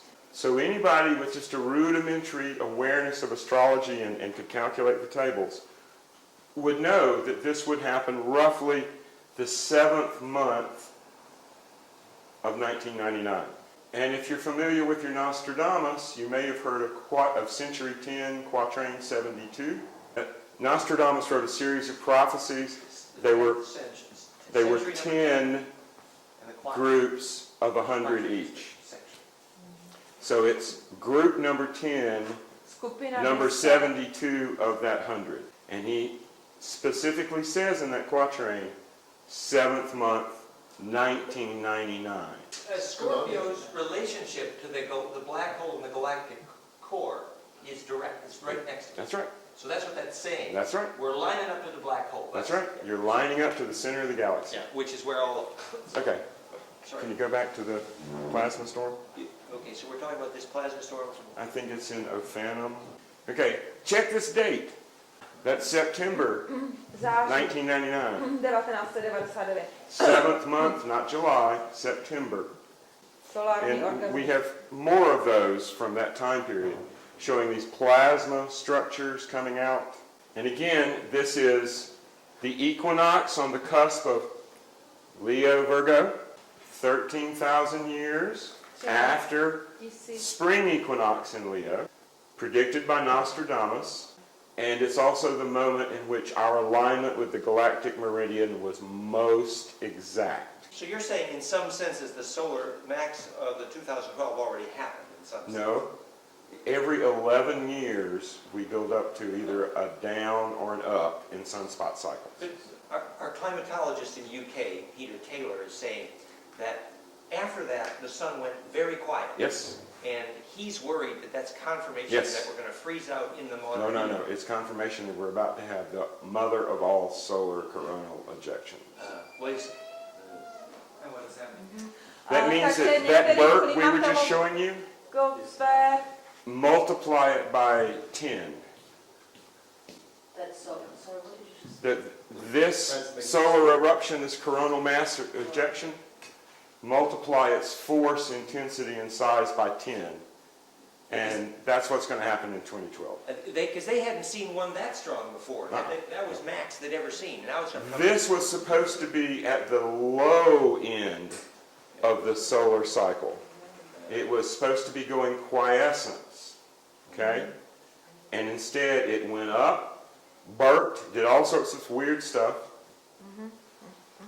And after those eruptions, the sun went ominously quiet. Everybody knows it's ominous. Not good. Now, Which suggests to some people that the next time we have one of these, it's gonna be a big one. Okay, after 1999, we're moving ahead a little bit in time. If you can see this emblem up here, it's not incredibly clear in my scan. emblém. Like I said, I was scanning this while they were arguing with people so that we could at least have something if they threw us out. Jak jsem, This is the alignment of Mercury, tohle je the propust. Sun, Venus, and Mars. Anybody remember, any astrologers remember what was going on about this time last year? We had these planets in Aquarius. So this image is about contemporary with where we are now. Can we expand it just slightly? Takže Bigger. tady ten Oh, obrázek so we se can see the whole týkal image. přesně tady toho teď. Yeah, sorry. Here we have a learned man studying his text, and he has no answers. The time of the alignment is hanging over his head like the sword of Damocles. Time is short, Má málo času. and the learned men have no clue.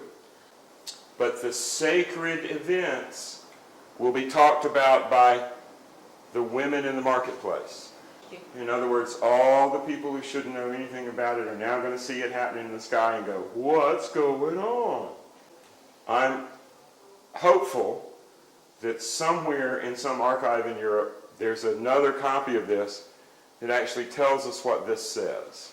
And I'm pretty sure it's going to say, Amy Winehouse marks the end of Western civilization.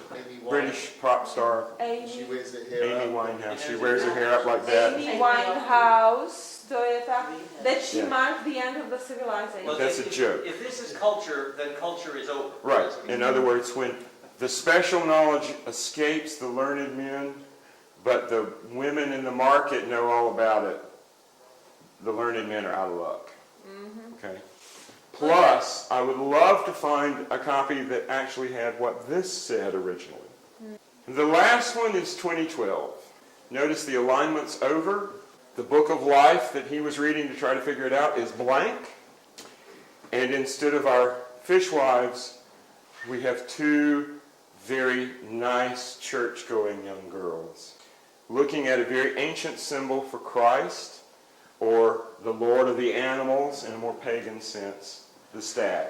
And if you look really closely at this guy, particularly what's on his forehead, he looks an awful lot like Charles Manson. So the general thrust of that, without the Amy Winehouse and Charles Manson jokes, is that by 2012, no one will have a clue what's going on. The world as we know it, as they knew it, will be over.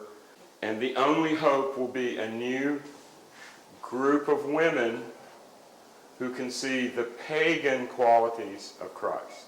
To put this in Dan's favorite Dune terms, after the sun hits us with a flare and screws our DNA up so bad that we have no hope of evolution, then the only thing left will be the B'nai Gesserit sisterhood. Or to say, in Mayan terms, unless the dream spell of the old ones is alive and awake, Earth will be blown away in the magnetic wind of the sun. Ne, já ti to pak řeknu. Dream spell means the charge field of your bliss field. A dream spell is the electric field you create with your ecstasy, and that's what steers a tornado. Okay. Yes. Just a question, the spokes on the wheel are missing, it looks like they've fallen out, or is that Yes. correct in the image? No, it's drawn that way. And it's just The spokes have come out of the wheel. Lost cosmology. This is a hex. It's no longer 8, it's hexed. Yeah. Okay, we can't get to outer space, we can't get outside of our evolution, we can't get outside of our genetics. After that solar flare, solar maximum, wipes the planet like a billiard ball, which is what it's threatening to do, then the only people that will survive are the Charles Manson types, who say there is no truth, there is no value, there is no life. I'm sorry. No, okay. Go for it. Or we start time over again, or we just may not be here. Or in a widening gyre the center cannot hold. That's right. Keep in mind, this was done 700 years ago. The wisdom of the learned men become the ravings of psychotic fanatics. Takže moudrost Does that sound familiar? moudrých se And the only hope we have is that the witches, the power of feminine blood, etc., can rediscover a new, more natural way to see the Messiah, to see sacredness in all beings. If you keep in mind, again, this was done 700 years ago, and they're looking at their culture and the projected end of what they think of as civilization, then what we have today, here and here, must have looked pretty crazy. Okay? Yeah. Now, about the time these images disappeared into the Vatican Library, the mid-17th century, somebody put together a monument in southwestern France in a little town that is a fly speck on the map, if even that, called Hendaye. Okay, this is the cover of my book. That's the cover of my book if you're going to look for it. Takhle bude vypadat ta obálka. Now, the reason why I got so excited over these and was immediately able to put some sense in them where nobody else was I had spent 5 years working on the Hendaye cross. The base of the cross is a cube, and on each side, each face of the cube, the four horizontal faces, are images. Facing west Na západ je toto. is this image of the sun, except the sun is not happy. Je to It's an slunce angry sun. až On the opposite side, the east side, the 8-rayed star. And on the north side, the eclipse, man and the moon. 3 of the 4 images, the crucial images on the Hendaye cross, are in this set and are crucial to understanding this set. The only image that's not in this set that is on the Hendaye cross is a diagram that describes this. jediný obrázek, And který let me není draw na it těch for you. obrázkách a je na tom hendajském kříži A cross with 4 A's. Now, kříž a 4A. in medieval calligraphy and iconography, this style of A represents Ave Maria. See? Ve středověké That's the A. kaligrafii představuje a That's the M. symbolice představuje tenhle druh a Ave Maria, čili zdráva s Marie. So each of these A's represents one of the erections of the Jed. 1, Takže každý z těch A představuje 3, vztyčení jednoho džedu. 4, or the quarters of the great year that are roughly 6,000 years apart. So somehow, some way, this information survived in folklore, cultural memory, to become carved on the Hendaye cross, even when the images that explicate it, that explain it, had been hidden away in the Vatican. Yes, Valerie. Can I ask one question? Could you just make a connection for me between the Ave Maria and the Jedi? Isis, okay, Yeah. and goddess. Maria, Mari, the ancient Neolithic mother goddess, is the same goddess that's on the front of this church. And here she is again. A tady je zase. If I translate the word Ave Maria in my origins of language, I have Ave to fly, Mare into the sea of charge. And I just want to make just one more very short comment, Vincent, if I may. Sure. When I asked the shaman who is now teaching the entire staff of Plasma Research Lab at Los Alamos, because all of Los Alamos Plasma Group is studying this now. When I asked them when was the last time, it was John McGovern, I asked him when was the last time this plasma storm hit. He said, well, as well as we can tell, roughly 6,000 years ago. That's right. That's what I remember. So, for at least 2,000 years, this basic idea from Egypt of erecting the Jed at particular times to stabilize or to start a new beginning survived in Christianity, became part of the Catharist and Chileist heresy, was almost wiped out, was put into the tarot cards, and there are some images in this collection that are exact duplicates of our earliest tarot cards. When we did the TV show, I gave them my tarot cards. So in the TV show, they used my deck of Visconti Sforza, very early tarot cards, and showed them with this is the sun, and then there's another image of the blasted tower, and there's several more like that, okay?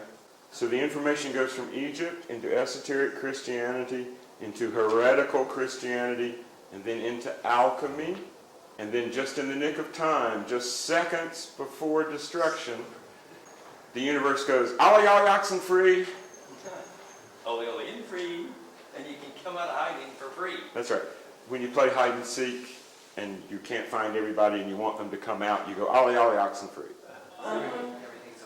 Everything's Tak, open, everything's vesmír revealed. zakřičí. And this is what we call It's the the information age. Yeah.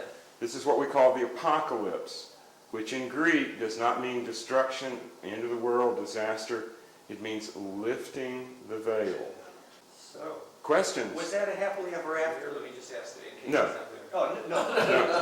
But here we are. Here we are. It could be a Okay. to be continued. Oh, at least it's It may be, or they may cancel us, all right? I wanted to do a little follow-up with Vincent at some point about alchemy, Dee, and Shakespeare with a little dialogue, but it's a question of timing. But you guys still got some more sessions to Yeah. give over the next couple of days. Okay, that's fine. Tuesday and Wednesday. Great. So your timing is. Yeah, and I'm sure there's going to be questions. Yeah, I can't believe it took me 2 hours to do that, but Could we I'm do sorry. a short break? I have a question. I'm just curious about a little thing. When you were talking about the 5 powerful cultures of the time all living together, the Celtic and the Jews and in South France, did they have a collective name? actually they didn't. Or if that collective name exists, it was lost. Where did the scholars of Granada come into this? You know, did they just help keep the knowledge alive? Yeah? Moorish? Islamic culture preserved the astronomy necessary to make sense of this. And remember, the tarot cards that are sort of like one version of this contains very powerful Arabic astronomy as part of it. Whoever archived these cards, did they have a sequence, like where they numbered or something? No. So the sequence is your... The sequence I showed you is the sequence that they're in the manuscript now. Right? And they were put that way very carefully, I'm sure. Yeah. But the rest of the images, which I have all the rest of the images here, if anybody wants to take the time to look at them, okay, have no order. There's some groupings, and I went through and grouped some of them thematically. There's the Pope as Antichrist. You know, these people did not like the Roman Church, okay? And there's some alchemical images, and there's tarot card images, the Wheel of Fortune, the Blasted Tower, the Sun, there's more, the Lovers. But they're in no particular order, except that somebody went to a great deal of care to make sure that these 7 were in the right order. Okay? And are they traditionally the ones that have been... Little translation. Translation. And some of these earlier decks are missing a few key cards. They're not really decks, they're folios of images. They're teaching images. Okay, yeah. And These never became tarot cards, although they look like they should. right. That's not the sun card. Nope, but it sure does look like it, doesn't it? Yeah. Yeah. And then I had one other question. Is that period in history when the Cathars flourished in France and all the heretics sort of moved from all around Europe to concentrate in that area, do you think that was by design, that the church just sat back, let everybody conglomerate in one place, or just... Okay. It wasn't by design, it was the church's worst nightmare. In other words, having all of these people in one spot with a culture, and they're prosperous and peaceful, their towns don't even have walls, the church flipped. This could not be permitted. And there's also the sexual aspect. The Cathars didn't believe in procreation, so they invented 69, 69, all sorts of marvelous sexual things to raise your kundalini and get your orgasm going without having to procreate.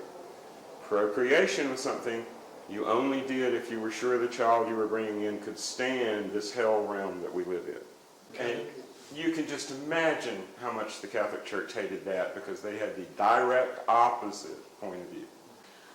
You said in some time during these speeches that God is in fact a plasmatic thunderstorm, let's say, and you mentioned that in these 2012 the Jesus should be like reborn or reappear again. So do you somehow connect this? Do you think that in 2012 the God starts existing again?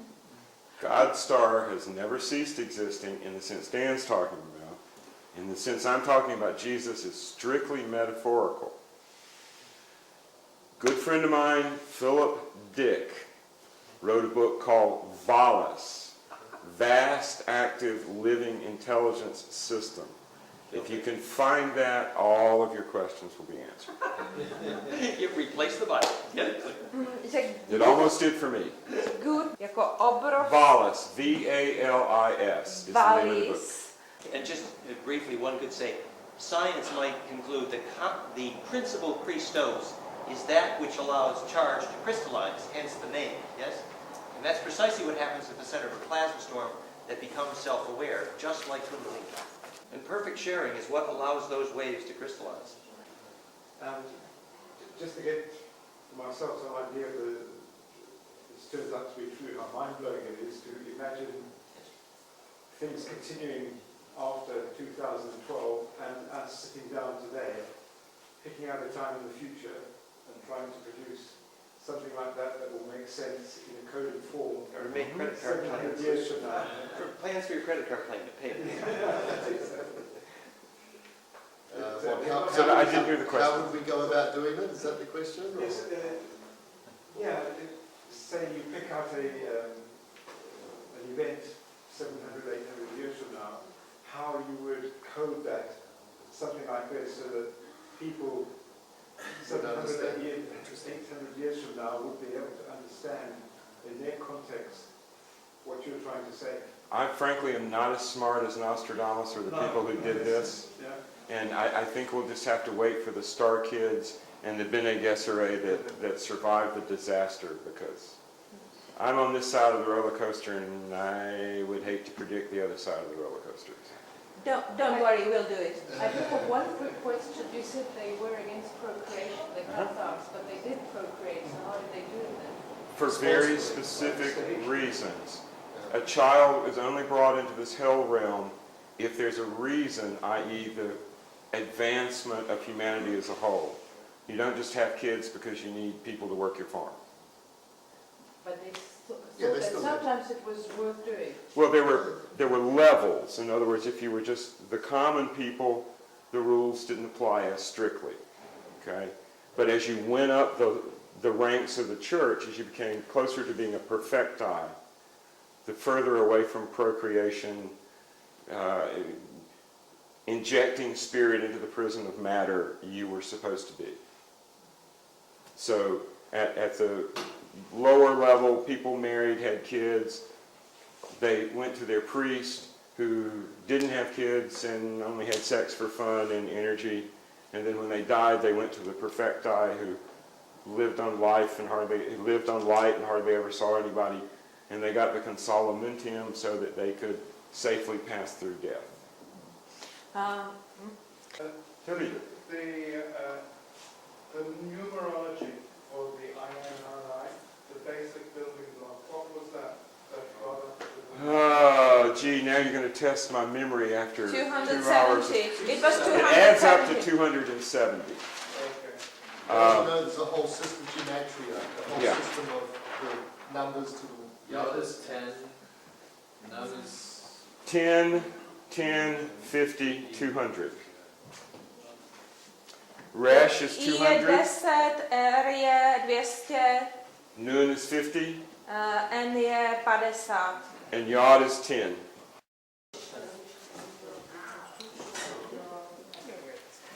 Welcome, Vincent, back to Prague. Vítáme Vincenta zpátky v Praze. Good morning. Dan opened so many interesting avenues to follow up on that I'm going to sort of start with answering some of the things Dan mentioned and then move on to the topic. And one of the things that got touched on, someone mentioned the central point in a cathedral. Every Gothic cathedral contains a plan that's called an ankh. This is the Egyptian symbol for life.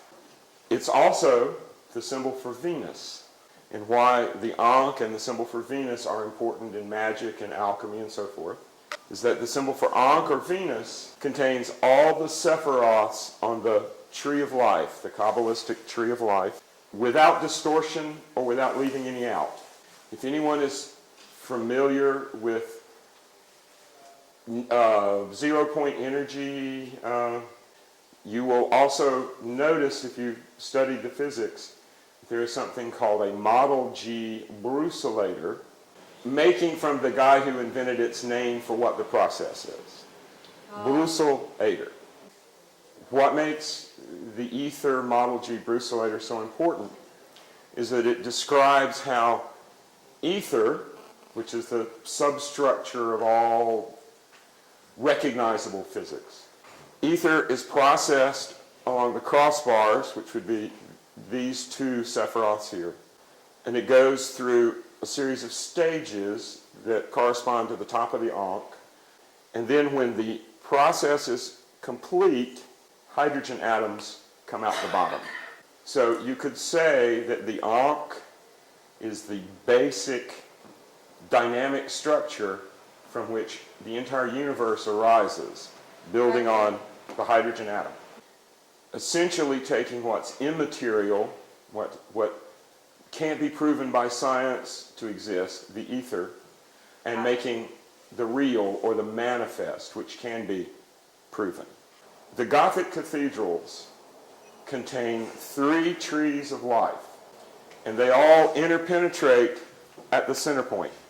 You'll notice that most Gothic cathedrals have 2 towers.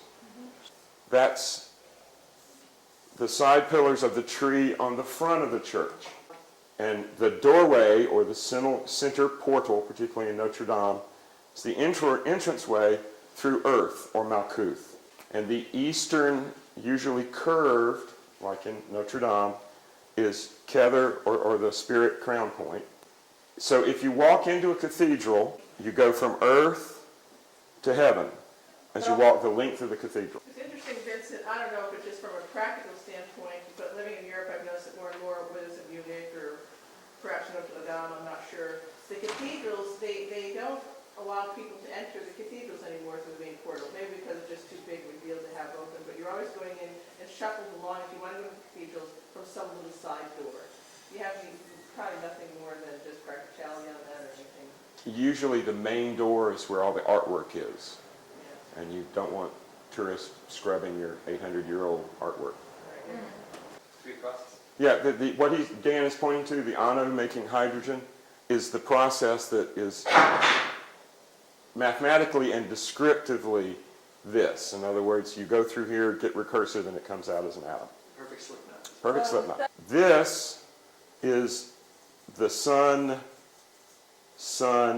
point, the center point, also known as Tiferet. At that point, you have another tree going up. And below this point is the crypt where the Black Madonna is kept. And that's the Malkuth, or earthing the energy point of the tree that's going up this way. This is where the priest goes, or did, now they've moved to different places, but this was the original point where the altar, where the magic happens. And that's because that's the Tiferatic sun focal point of the lateral tree and the vertical tree. And if you look at Notre Dame in particular, if that's the Tifereth point, then you have a line going up this way. The buttresses are here, the top is here, and then Notre Dame has a spire making the Kether point on the top of the church.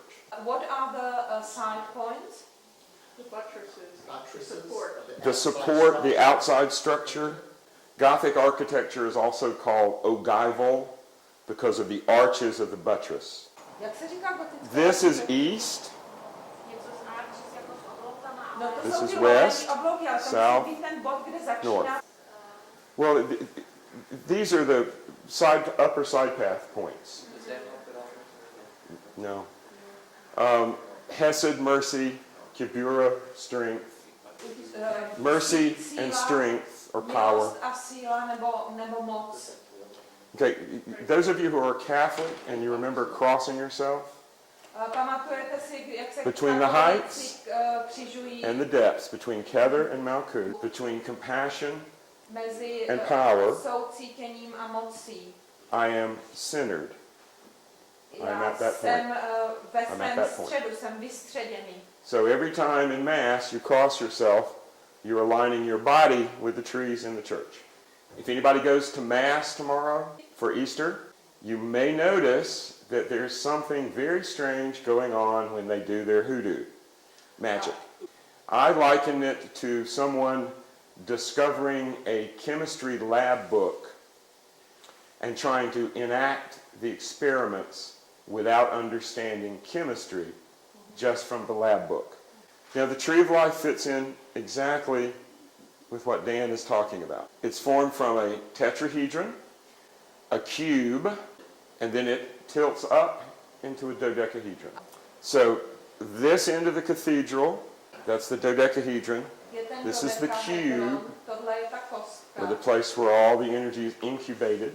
And this is the direction that the energy is flowing from outside into the cube, up into the dodeca.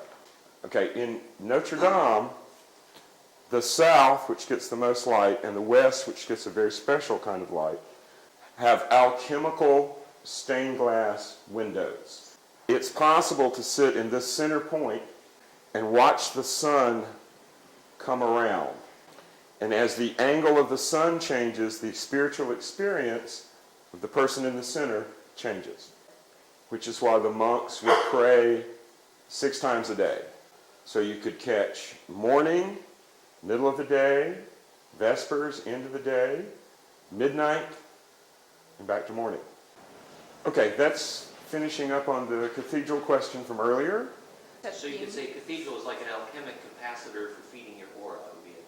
Takže Yeah. vlastně To use one of Dan's sort of green language puns, a cathedral is nothing but a big cathode looking for an anode.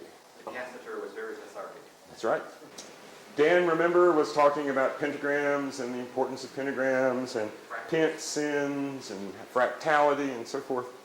But there's one component of the pentagram that no one seems to have noticed that completes the picture that Dan was talking about.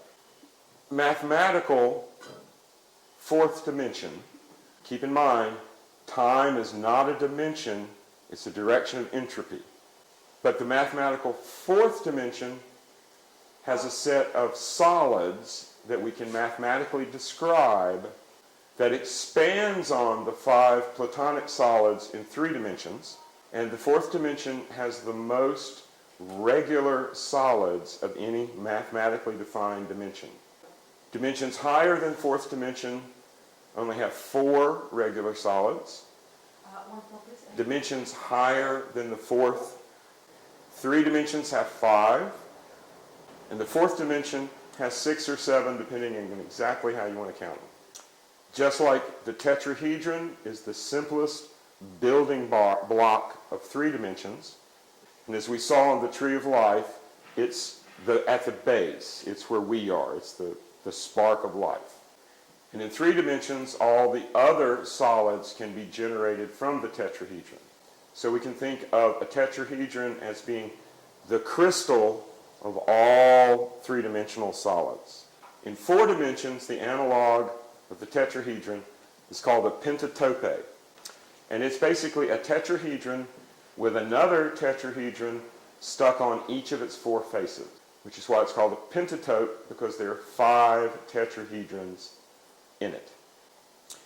Now, if you take a model, a wireframe model of a pentatope, you assign the axis so that the tip here a vyznačíte osy. is at the top, and then you begin to tilt it in our magical 32-degree tilt, and if you shined a light through it with the first 32-degree tilt, you would see the top shadow. And then as you continue moving it around the shadows, then the shadow formed from all 5 of those tilts is a pentagram pentagon. Now this is the key to all magic. We need a higher energetic juice to make things happen down here in 3D. If I'm trying to invoke energy into my material to make it come alive so we can transform it, then we draw a pentagram, and we use, as we draw the pentagram, the exact symmetry angles that we see on the top, which, as you can see, corresponds to the interior lines of the pentagram. When we use the top symmetry pattern, that's invoking. That's bringing the energy down into 3 dimensions. If we want to banish that energy, make it go away, dissipate, turn it off, then we use the symmetry order seen below. And that's the banishing order of a pentagram. Remember, hex fixes, pent sends. And I'm sure Dan has some images of the fractal cascade. He showed us some this morning. So what you're doing when you draw an invoking pentagram is you're setting up, you're going to love this, a heterodyne cascade pattern from higher to lower. Heterodyne, cascade, Wave cascade. vlnovou kaskádu. Wave interference cascade is heterodyne. Now you notice there's a hex in the center. Okay. We think of reality as being solid and real, hex. And the pent is something extra spiritual, really doesn't touch us. But as Dan has been talking about, there would be no there. There would be no life in the hexagram without this cascade of energy from a higher dimension into our dimension. I hesitate to ask the question only because it's a diversion in a way, but it's tied in. You could say, no, I don't want to go there. But of course, you can't help us in America looking at that pentagram and thinking of Washington. You don't want to go down that road. We've actually done lots of magic with the Pentagon, unbeknownst to the government. Yeah. And it works the same. Is there a reason they made it that way? Oh, yes. Oh, yes. The founding fathers. They didn't, founding fathers didn't make it. O Washington. Damn, Dan, you have everything. Here's the fractal. Oh, that's my finger. Look at that. That's me pointing to it. This is the Pentagon, and what we did was we stellated it and found these points, and we banished the military-industrial complex in 1992, and we had 8 years of peace and prosperity. And right about where my finger is pointing is where the plane hit the Pentagon. And they broke open the Pentagon, and all hell broke loose, literally. All hell. Or our hell. I mean, we're living in it. All hell known as the Bush administration. Now, this Tree of Life pattern is not just a handy karma genetic accelerator that we have built into cathedrals. Tady ten strom života není jenom takový příruční zrychlovač karmy, který máme v těch gotických katedrálách. It's our cosmic zip code.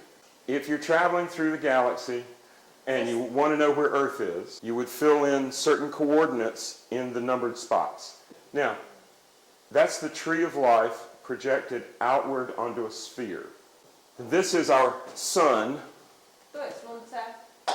And then the projection is 1 light year away. So you have a sphere that's 1 light year from the sun. That's our sphere of influence. All of the solar system, all the radiation belts, all the Kuiper belt, all the comets are within that sphere. So that's our very local neighborhood. Now, to find that neighborhood, to identify that neighborhood very precisely, when we project the tree onto the sphere, the 6 points here, the points labeled 6, that's the center of our sphere's equator. And as you can see, there are 4 trees projected out. Tree, tree, tree, tree. Those 4 projected 6 points, sun points, when you project it on the sphere, contain the 4 bright stars on the ecliptic, or celestial equator. Well, he finds that one. The top Kether point is straight in the middle of the great dragon. And in Greek astrology, Draco, the great dragon, covered the entire zodiac. This is the timing that we're in now, so slightly different from what we're talking about. So if you align the top point of the tree, Keller Point, is in the coils of Draco. Then the Malkuth point, the grounding point at the bottom of the projection, is on the Lesser Magellanic Cloud. Now, the ancients knew all about this because there's a 3,000-year-old sculpture from China that shows a pole, like a rod, standing on the back of a turtle and with a snake wrapped around the top. And that's the ecliptic pole of our local neighborhood. The north pole of our planet slowly moves every 26,000 years. You can sort of see it. Yeah, there's the celestial pole moving. But you've got the three equators, the celestial. Right. And this point up here is Draco. Okay? So that's the center of that arc, is that right? That's the top. It's the center in between the Magellanic Cloud and Arrakis in the center of Draco. By the way, the planet they discovered maybe 10 years ago, deep space in the center of Draco, some science fiction saturated astronomer named it Arrakis, right out of Dune. Okay? The pole, this point revolves around the vicinity of Draco. If you've ever seen the Gnostic image of an egg with a serpent wrapped around it, that's what it represents. The ancient Gnostic image of an egg with a serpent wrapped around it. Now, in addition to the top and bottom, in addition to the 4 stars on the ecliptic, there's stars in each of the other numbered circles. So if you wanted to find Earth, you would plug in all the star coordinates, all 26 of them. So you punch in your 26 coordinates, and then you hit the warp drive button on your spaceship, and poof, you're orbiting the sun. And Poof! Voila! You're orbiting the sun. Now, every inhabited planet, every planet that there's mind on, will have a zip code just like this. I have a marvelous astronomy program called Red Sky that allows you to see space from all of the local, within about 7 light years, systems. Our local group is about 70, excuse me. 70, not 7. 70 light years 70. are in our... Yeah, we have maybe a dozen small stars within that range. So it's possible within that range to figure out the tree of life and the zip code for Alpha Centauri or Tau Ceti. So if you're going to find where you are in the universe, you have to have a zip code. And that zip code corresponds to a pattern that creates hydrogen out of ether and tells us psychologically how we get from Earth to heaven, and spiritually how we advance our evolution and grow our DNA by going to church. So wherever charge projection is recursive, you get light. That's right. That's not to say that every star has life, but you can find a zip code for any star that you've got a program competent enough to show you the view of space from that location. Do you mean like postcode? Exactly. If I want to send a letter to Dan, I have to know, where he is. I have to know his zip code. Remember Dan was talking about the plasma storm? Here are the star kids watching the plasma storm heading in. Now, in the time period that we're experiencing at the moment, the alignment of Earth is lining up so that where those 6s are, those 4 6s around the edge, those are cusps of constellations now, right? A cusp is where 2 zodiacal signs meet. And as this comes into alignment, it creates something called the cube of space. The cube of space was exact just a few years ago. It's still so close to being exact that it'll be probably another decade before it's noticeably shifted. On roughly the equinox in 99, fall equinox of 1999, which is when the cube of space most closely matched the alignment from here on Earth. This is the alignment I was talking about. Tohle je to This is one pillar. This is seřazení, another pillar, o kterém third jsem pillar, fourth hovořil. pillar. Tohle jsou pilíře. And that's the edges of the cube. Okay, as it becomes closer on alignment, on the moment that from Earth it was most exact, the sun, under the pressure of this incubating waves, started exploding and flaring in a manner that we have never recorded before. That's a plasma storm that happened on the fall equinox 2002. And if you'll notice the geometry, this looks like Dan's ghost, Dan's self.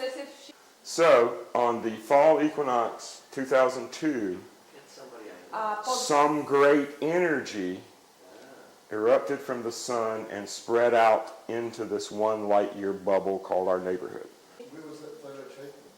That's from the Solar Observatory satellite that is now defunct. They cut Soho off about a year after this. They told many stories about why they shut it off. But I firmly believe they didn't want researchers like Dan and I getting a hold of this information. So Dan was talking about the 9 stages. There are always 9 stages. That's the Sephiroth here, the lower 9 Sephiroth. And the 10th, the Kabbalah says, 10, not 9, 10, not 11. The 10th is the field that you can see if you go back to the envelope. It's the envelope. That's 10. That's Kether. That's the crown. Okay, these are 2 illustrations by my wife Darlene for a book we did for Dan that never made it any further, and we've been using them for years as fun illustrations. The one on the right is about bliss. See the little girl dancing in the labyrinth? So it's left. Oh yeah, My right, your left.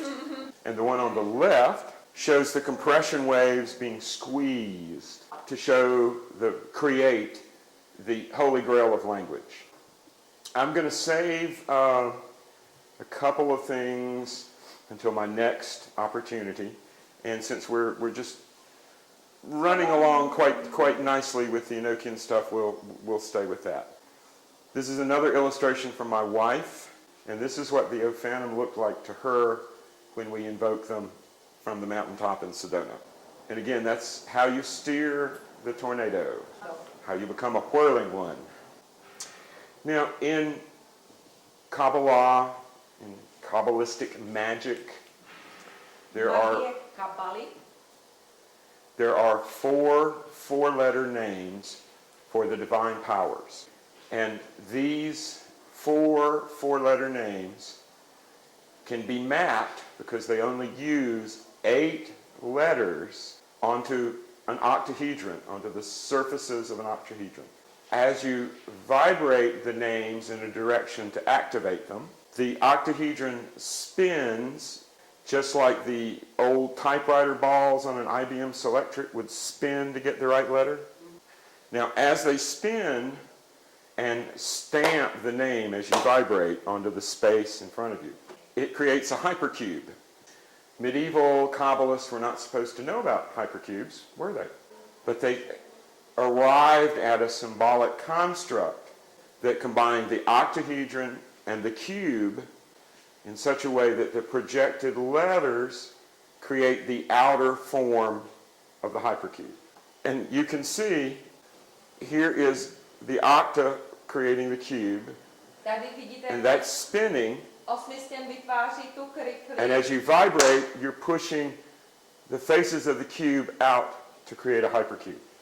A jak se otáčí, tak vlastně vyráží ty stěny, ty tváře té krykle, takže vytváří tu hyperkrykli. This is a stellated tetra, and it's the octa. This is the tetra. So you extend the edges of the tetra. Když protáhnete ty hrany ty stěnu, tak z toho vyjde tady toto. Takhle se to děje. Okay. Now, they weren't doing this mathematically. No one understood the mathematics. But John Dee, our foremost mathematician of the 16th century, discovered this form, which is the three-dimensional cross. If anyone has seen the Salvador Dali painting of Jesus crucified on the hypercube. Což je trojrozměrný There it is. kříž. This is very easy to imagine. You just simply take a cube and put another cube on each of the faces. Just like you take a tetrahedron and put a tetrahedron on each of the faces. Now, the Kabbalists had already worked this out by the time of Jesus. The four-letter names and how they're projected is roughly 2,000 years old. Dr. D came up with the idea of the projected three-dimensional cross from a manuscript called The Consecrated Book of the Little Black Venus, which had a very strange construction of the seal with which you would invoke this particular Black Madonna, Black Venus, center of the galaxy goddess. And D, understanding the mathematics, was able to put the seal together, take it from 2D, and fold it into 3D. And when he was through, this is what he had. Where did that book originate from? We don't know where the book originated from. We only have it in one handwritten copy that was probably made by Francis Garland, William Shakespeare, right here in Prague. Udělal Francis Garland, čili William Shakespeare v době, když byl tady v Praze. See, she says GS too. That's great. Gilliam Shakespeare. William? It sounded like a G, I'm sorry. Yes, it is. Oh, it's possible. Maybe Really, you know you're a strong magician. I know Could what be. you do. Could be. Yes. Did you say Francis Garland, or was that If you missed my lecture yesterday, I revealed Shakespeare's secret occult alchemical identity as Francis Garland. That's his name, his given name when he was born. No, his given name was Guillaume Shakespeare. That's what it says on his baptismal record. Okay. But in traveling around for a spy for Queen Elizabeth and visiting Dee and Kelly, John Dee gave him the name, the nom de plume, Francis Garland. And there were brothers of the Garland. There were brothers? Brothers of the Garland for the group of spies and students and couriers. And this is an earlier form of saying we're Rosicrucian brothers, because the idea of calling them brothers of the Garland comes from the famous painting by Dürer that arrived here in Prague in 1586. It's called Festival of the Rose Garlands. It's still here over in the Sternberg Palace. So that's different to Francis Bacon, who other people might say. Francis Bacon was Francis Bacon. He was a very smart man, but he was not Shakespeare. Francis Bacon byl velmi chytrý člověk, ale nebyl to Shakespeare was not Francis Bacon. He wasn't Edward de Vere. He wasn't William Stanley. He wasn't. He was William Shakespeare. The reason why we have the possibility that he could be this person and he could have this person is that a huge period, a 9-year period in Shakespeare's life is just missing. And the Shakespearean scholars try to fill that up with explanations for how he could have went from being a semi-illiterate peasant boy, which he wasn't. He had a great grammar school education for the time. How he could have gone from that to being the playwright. Shakespeare left Avon soon after the birth of his twins and disappeared for the next 9 years. And when he reappeared, he was an accomplished poet, and the very first poem that he published, Venus and Adonis, is a tantric explication of alchemy. So people try to fill that in by saying, oh, he was Marlowe, or he was Bacon, or he was de Vere. This article that he has up on the screen is in this month's Atlantis Rising. It's a magazine. If you just simply say, okay, how did Shakespeare get this information? How did he go from being, kind of smart, kind of good with words, to being an occultist, to being able to write plays like King Lear, poems like Venus and Adonis? Then you either have to invent a whole new personality, say he's Bacon or de Vere, or you have to figure out where he was during those 9 years that he could have learned all that stuff. Apparently what happened is that Shakespeare fell in with the Areopagus circle around Philip Sidney and became perhaps secretary to Edward Dyer, who was a member of the circle. And Edward Dyer shows up in Prague in the fall of 1586 as a spy, spying for Queen Elizabeth on Dee and Kelly's work here. Edward Dyer was first referred to in Dee's diary as Edward Garland, one of 4 Garland brothers that Dee mentions. Rather quickly, Dee stopped referring to Edward Dyer as Edward Garland because everybody knew who Dyer was. Dee kept his diaries not to remember for his own purposes what was happening, but so that people could sneak into his rooms at night and read it. So knowing that his diary was going to be read by all these spies, he put things in code, puns, and what we call green language, which is a sort of an alchemical code. So the 4 brothers Garland are the original Rosicrucians, because they're brothers of the Rose Garlands. Francis Garland appears in Dee's diary over 9 years, the exact period of time that we're missing in Shakespeare. And there is no record in any of the civic records of the time period of anyone named Francis Garland doing anything, graduating from anything, being paid for anything, writing anything. Francis Garland as a name exists only in Dee's diary. And in all those 9 years, there is no specific date that we know Francis Garland was with Dee, that we know Shakespeare was somewhere else. So that means that Prague was the place where Shakespeare was blossoming. Prague is the place where Shakespeare learned magic, learned symbolism, learned esotericism, learned about court rituals. Now, the really cool thing about this is that as soon as Edward and Francis Garland arrived in Prague, remember, Edward Garland is a spy. Everybody knows Edward Garland is a spy. So the first thing Kelly does is show Francis and Edward Garland a real transmutation.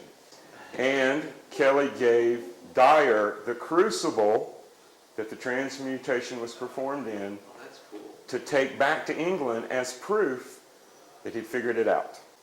This so excited Lord Burleigh, who was the spy master for Queen Elizabeth at that point, that he sent Dyer back to Prague immediately with instructions to pick Kelly's brain and get the secret. I think you should sell a screenplay. It's good. It's super. Oh, wait till we get it written. It's even better. Kelly is obviously an Englishman, it sounds like, from the name. Oh, That went okay. down to Prague. Why was he here? What was he Oh, doing? okay. I'm missing a few steps here. Now that we've gotten to that point, let's talk We're all about this. intrigued. We have to know how this goes. I'm doing this kind of fits and starts. It's Dan's influence. He's got me being fractal. John Dee was the smartest man in the world in the 16th century. He's the Elizabethan equivalent of Einstein. He worked as a spy for Elizabeth and perhaps Maximilian II, Rudolph's father. His secret code in the British Secret Service was 007. The 007 is actually an accident. Dee signed his dispatches circle, circle, slash, and it's actually for your eyes only, which is another Ian Fleming novel. Glasses, and you hold them. Dee is not really the model for James Bond. Edward Kelly is, but that's part of the story we're getting to. Dee spent the 1560s collecting manuscripts. He spent the 1570s doing mathematical work on navigation and Euclid's geometry. The English were sailing everywhere, so they needed to know how to Aha, navigate. těch zásad vědeckých. He was the brains behind the English Empire. Yeah, navigation. And created the idea.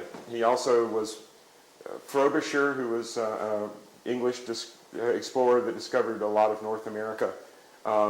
He was a good friend of Dee and had Dee's charts. So Dee's involved in all of that. So by 1580, Dee had decided that he had absorbed and learned and understood all of science as it existed right then.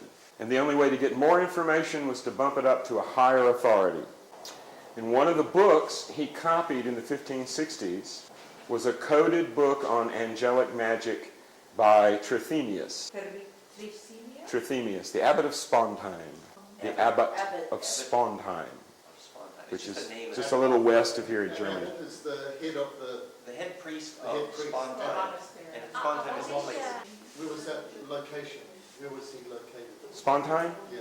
Sponheim is a little bit west of here in Bavaria.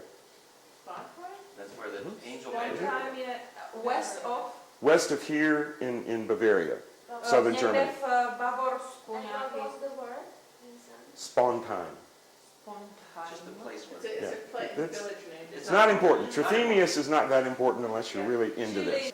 But that's where D got the basic idea of going to angelic intelligences, these big beings that are the size of nebula, for better mathematics, better information.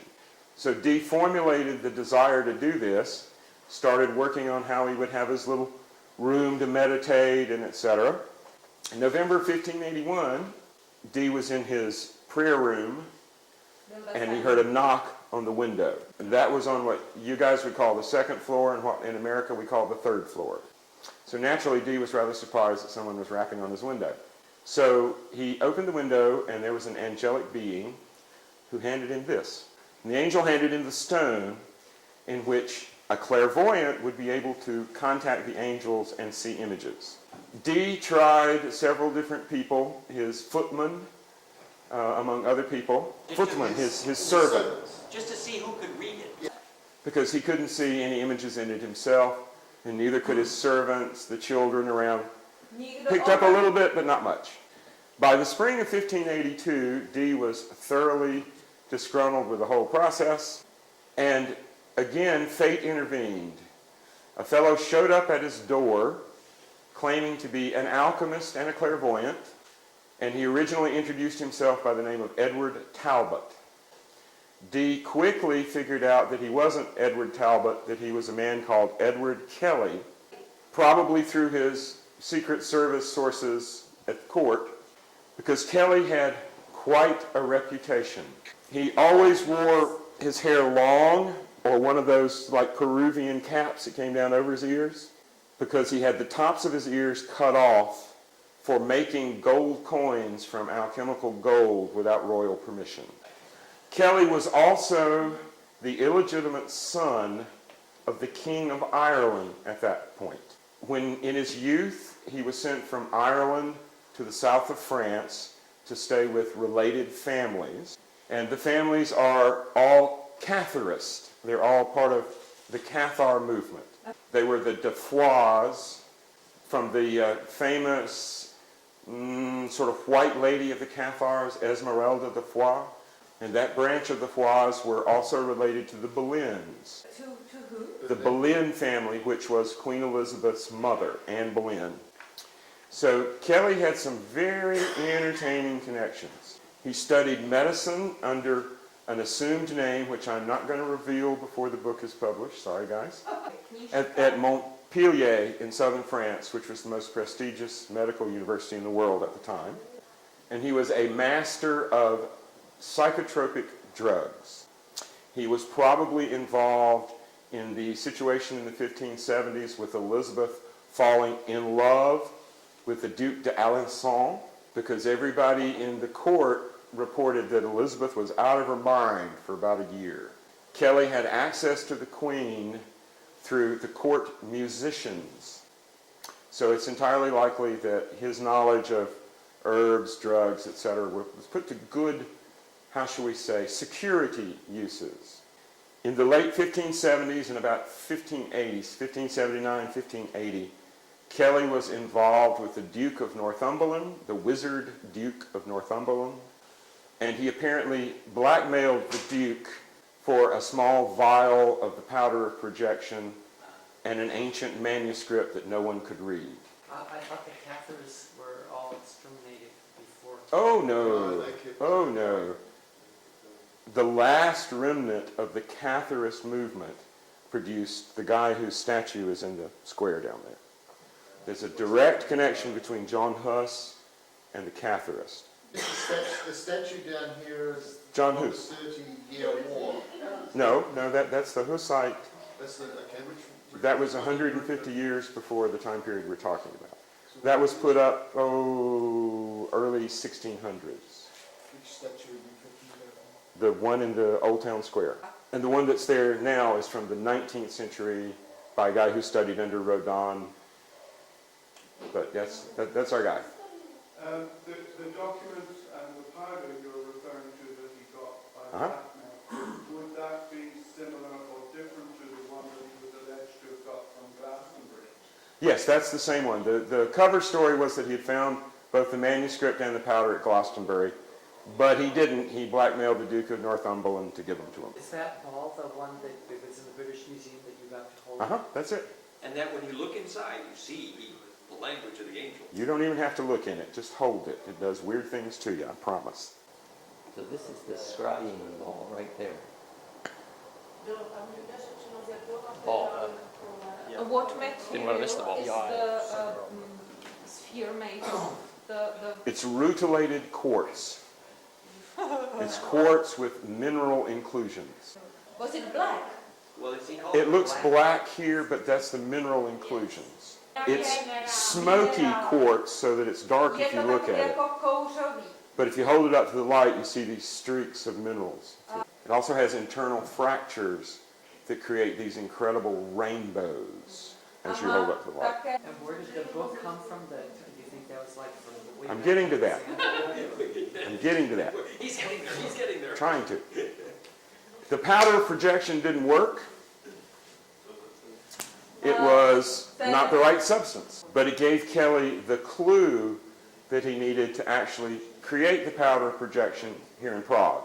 And the manuscript, which he originally showed up at Dee's house to sell him the manuscript. That's a galaxy map. Among other things. Okay. Dee didn't buy it. It stayed with them. They brought it with them to Prague and presented it to Rudolph II.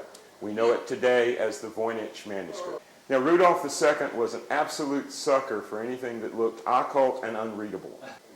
So Dee presented it to Rudolph II at their first meeting and immediately went to the inside track for about a year before things got weird. Come up to the castle anytime.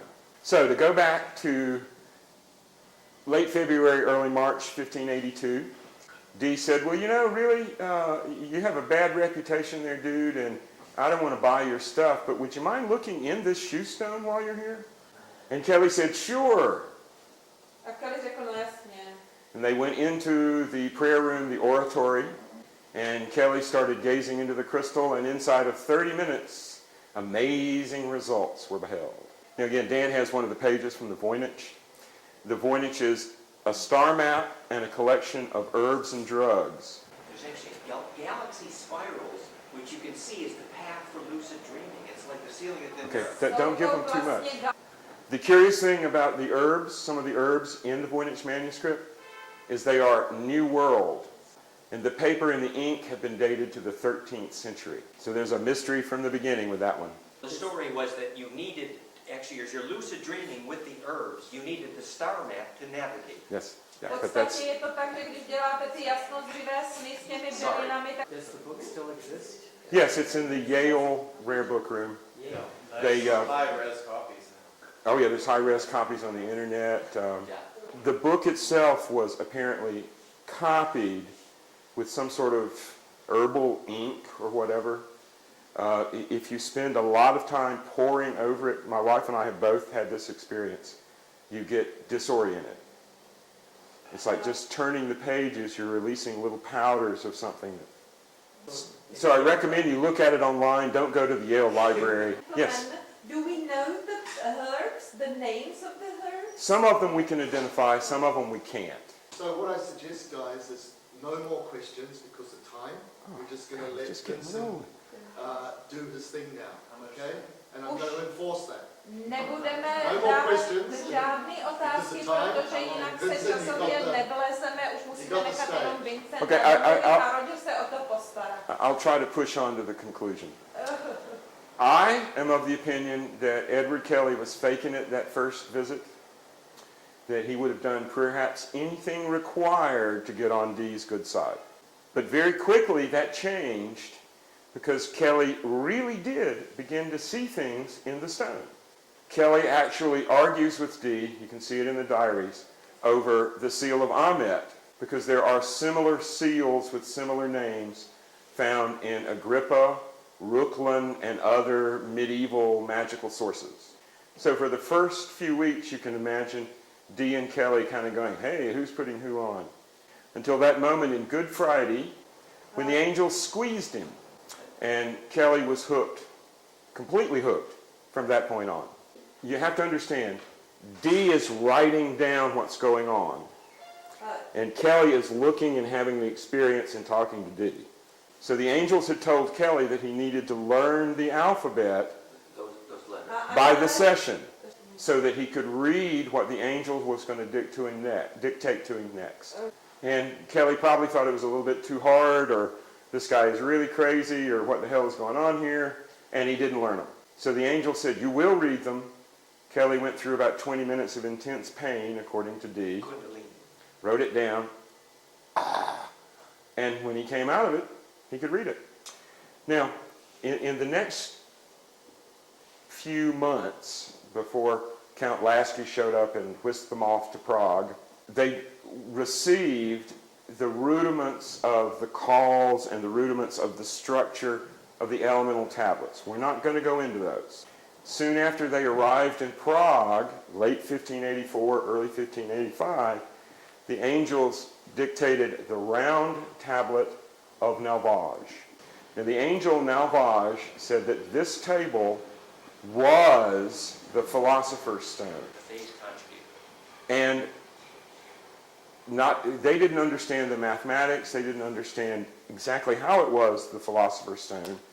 But over the next year of experimentation, Kelly discovered how to use this numerical, alphabetical pattern to create a true powder of projection. Now, since we know more about mathematics and geometry, we now know that the tablet of Nalvaj is describing a very unique four-dimensional solid. Okay, the 24-cell four-dimensional solid is completely unique because it has no 3D analog, because, like the tetrahedron, you can turn it inside out without changing its structure. See the octacube in the center here? The 24-cell, just like the torus, rotates through that central point without distortion or without change. It is the only complex solid in any dimension that is self-similar, recursive, folds through its center without changing anything about it. How we discovered the correspondence is by following the angelic instructions for filling in the letters on the tablet of Nalvaj. These letters turned out to be key, these L's, because the L's are the same shift points that you see here. So each of the L's here corresponds to one of these phase shift forms there. Now, if you have a fourth dimensional solid that is fractally recursive, folds through its center without changing its shape, you have basically non-destructive or constructive negentropic compression of waves, which is self-awareness. Now, the really fun part about this is if you analyze the ratios, the central cube octa that everything folds through, if we give that cube the same measurements as the cube in the sphere of the Earth, then the outer edge is the orbit of the moon. Now, Dee and Kelly didn't keep precise notes on how to do this, but visualizing the tablet and using it with the proper astronomy, phases of the moon, times of the year, where the planets are, and using some meteoric sand that you can still find examples of out at Kutna-Hor, you can produce the powder of projection. And it's a process of, again, fractal recursion, constructive pressure waves, and programming languages. The angel names are so powerful that they were dictated backward from the stone.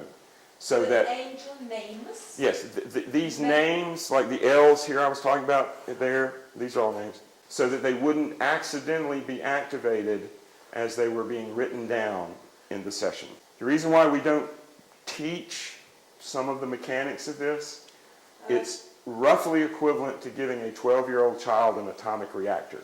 And some 12-year-olds would do fine with it, and some 12-year-olds would blow up the world. So we try to keep dangerous weapons out of the hands of children. So the tablet of angel names there, relationship to the tablet of Malvage there, are you going to say? No, there is no, the archangelic names in the 7x7 grid are from the Seal of Truth. That's a different type of programming. Yeah. Okay, I think I've hit my stopping point. Yeah.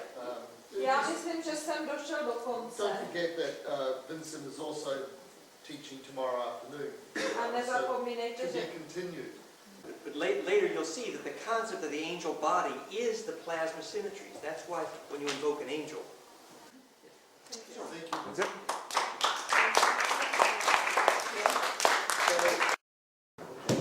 Angel tech. Technology is our subject for the afternoon. Talking to angels. Ah, yes. Speaking of, This is going to be about talking to angels. Perfect time. About angels? Yeah, that's what this is It's about. going to be the science and technology of working with the angelic language. So we spent a few days ago, all up in our heads, talking theory and so forth. Today we're going to go to the practical. And there's just a few concepts that we need to get in our heads before we start doing things. If you'll remember, we were talking about hyperdimensions in the pentagon and how we use this figure to pull very subtle energies from the fourth dimension into our dimension. Dan can tell you about phase shifts in general, but what we're talking about here is the big phase shift. And we sort of shorthand call phase shift an L. So this is a diagram of the 5 L's. And we call them love, law, Lore, it's like spell, isn't it? law, like the law. Law. Uh-huh. And we call this one life. And we call this one liberty. And we call this one light. 5 L's. These have elemental attributions. They're elemental qualities attributed to each of these points. Love is attributed to spirit. Law is attributed to earth. Life is attributed to water, without which there is no life, no water, no life. And liberty is attributed to air, free will, free thought, free thinking. Okay, I'm sorry. Earth is this way. Okay? And then light is attributed to fire. Now, if you think of these elements, these qualities as the 5 L's, you'll get a more personal, more usable concept than just thinking spirit, fire, air, earth, water. Now, this is a universal pattern that you can use for anything.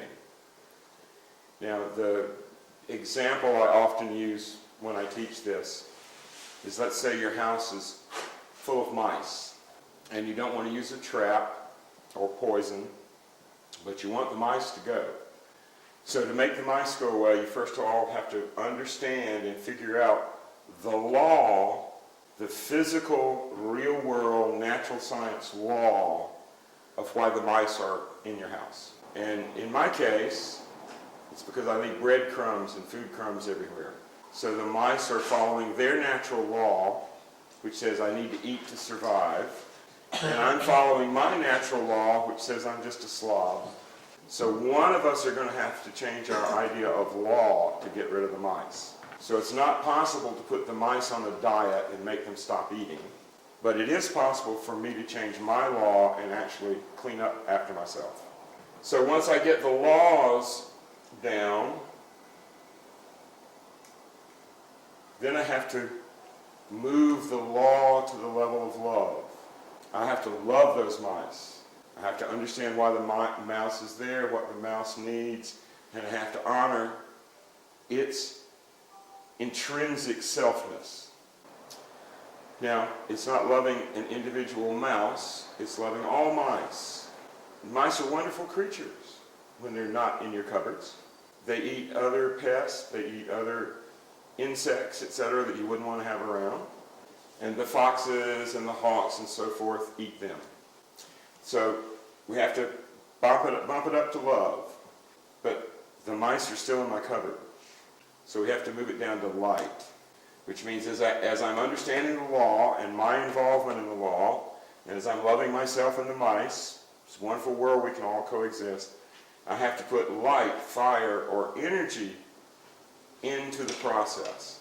And the energy I'm putting in the process translates to, okay, clean all this crap up, get rid of what they're feeding on, energetically make sure that there's no reason for them to come back in. And then once I've got that energy into it, then I have to bump it up to liberty, which means I have to give the mice a chance at free will. And so now that I've gotten energetic and cleaned up my cupboards, I tell them it's now your free will to either starve in my cupboard or go out in the field where you can actually eat something. And once we've given them the chance to either starve where there's no food or go where there is food, we bump it over to life and very simply say to the mouse, it's life or death, buddy. You stay in my cupboard, you're going to die. You go out in the woods, you're going to lie. You're going to live. What's your happiness? What's your free will? What's your bliss? Do you really love my cupboard so much you're going to die there? And once they understand that, then we write a new law. And that new law is, mice in my cupboard don't belong. And the mice go away. Now, I've boiled this down to a very simple, understandable pattern that doesn't involve drawing any pentagrams in the air or doing any hoodoo. Because I want to get across the idea that there is no such thing as supernatural. As our speaker this morning was talking about, there's only nature, and only nature overcomes nature. So just like you can use these steps, the 5 L's, on any basic, material, real-world problem, the same pattern works for spiritual progress. And whereas we can get rid of the mice just by thinking through the steps, to make spiritual progress, we have to actually be drawing these things in the air. The reason for that is that expressions, as Valerie was teaching us the other day, movements are very important. Words are very important. And most important of all is your will or your intention. A ze všeho nejdůležitější je vaše vůle nebo úmysl. So done properly, working through one of these patterns brings whatever essence it is you want to bring to you, it brings it right here to the middle of the room. So the pattern I just worked you through is called the banishing pentagram. It's to get rid of things. And it's taking whatever problem, feeling, emotion, situation, energy you have in 3D and dissolving it back into the oceanic expanse of 4D. So what if we want to bring one of those oceanic, expansive, cosmic ideas from 4D down to 3D? We simply reverse the polarity of our process. And we start with love, because nothing manifests in this reality from a higher reality without love, compassion, resonance, understanding, etc. So once we understand love, we understand what we are compassionate about from the higher energy, then we move it down to law. So if I love the idea of doing a beautiful pot or a beautiful painting, then I have to understand the law of color, of applying the paint to the canvas, of catching the essence of what I'm looking at. Once I have that law, then I have to bring it to life. So while I'm bringing it through, my life becomes focused on that painting, that pot, that emotion, that angel. It becomes life. And then once it's coming alive, I have to give it the liberty or the free will not to play with me. I can't push the river. I can't say, you will be here, art. I can't say, you will be here, angel, because that's a violation of free will, and nothing will happen. Now, as soon as we have a free will agreement between me and the painting, the pot, the angel, or whatever, an explosion happens, and boy, you should see the light that comes out. So this burst of light or energy or heat, remember this is fire, drives the process back to the beginning, which is love, compassion, unity, etc. Can I just do 1 minute on some science? Sure. So the idea of the pentacle actually makes sense from science as well, in my view. When you move your attention or your arm, you're actually moving charge as plasma, like spirit, yes?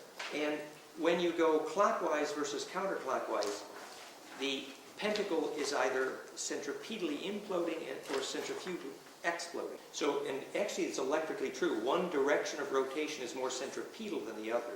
So when Vincent's saying you're banishing versus blessing, how do you say banishing? Invoking. Banishing versus invoking. That's banish versus invoke, yes. The process of banishing is saying, go to the center of implosion and there you'll be sorted and we'll see what's left. Only pure intention, yes? So the difference is literally to compress or decompress. It fits. The science of plasma and the science of magic, in my view, are one. That's all I'm saying. Yeah? Is it the anti-clockwise? Is the Je to stejné, That's the right question. Anti-clockwise is deconstructive, clockwise is constructive. We tried to make a detailed table on that. The yang centripetal packing versus yin centrifugal unpacking. And we know that yin and yang are sometimes reversed. But this is the essential chart right here. It's a little hard to see on the pentagram, which is why I don't explain it that way. Because it's the overall pattern rather than where you started. Yeah. Okay. Now, this pattern in both directions is called the law of attraction / repulsion. Exactly. And interestingly enough, each of these other connections have their own laws. The connection between life and liberty are complementary. You can't have one without the other. So if we want to invoke liberty, we start with life. If we want to invoke life, we start with liberty. So let's invoke water or life. We would start with liberty. We would go to life, law, love, light, and back to liberty. And if we wanted to invoke liberty, we would start with life. And this is the law of complementariness. Complementariness, whatever. And you want to explain the physics behind the law of complement? In the same way that morphic resonance is really describing that two shapes, because they have the same harmonics, will create an electrical bond. So Rupert Sheldrake used morphic resonance to explain the magic of spirituality, but it's really simply the law of shape creating attraction, which is complementary. Now if we want to invoke fire, we start with love, move to light, liberty, life, law, and back to love. And this is called the law of transformation, because you are using energy, light, power, intensity. In my way of speaking, you can only go to the center of implosion and ask for charge or light if in fact you have something shareable with pure intentions. What's called the sword in the stone. In fact, the sword in the stone is charge that only comes out of mass if it is attracted to you because you are a shareable wave, literally electrical. So the electrical attraction is literally the pure intention, which is what's being sorted here. And those are your three major laws, but there are 5 points here. We should have 2 more laws, right? So if we start with either light or law, and go towards either liberty or life without going through love first. That's called the active and passive spirit or mind awareness equilibrating, balancing law. It's equilibrating what? Balance. Yes, Balance. but to what? It's equilibrating spirit. Spirit Or and... mind, consciousness, higher energies. Mhm. So the mind is in harmony with what?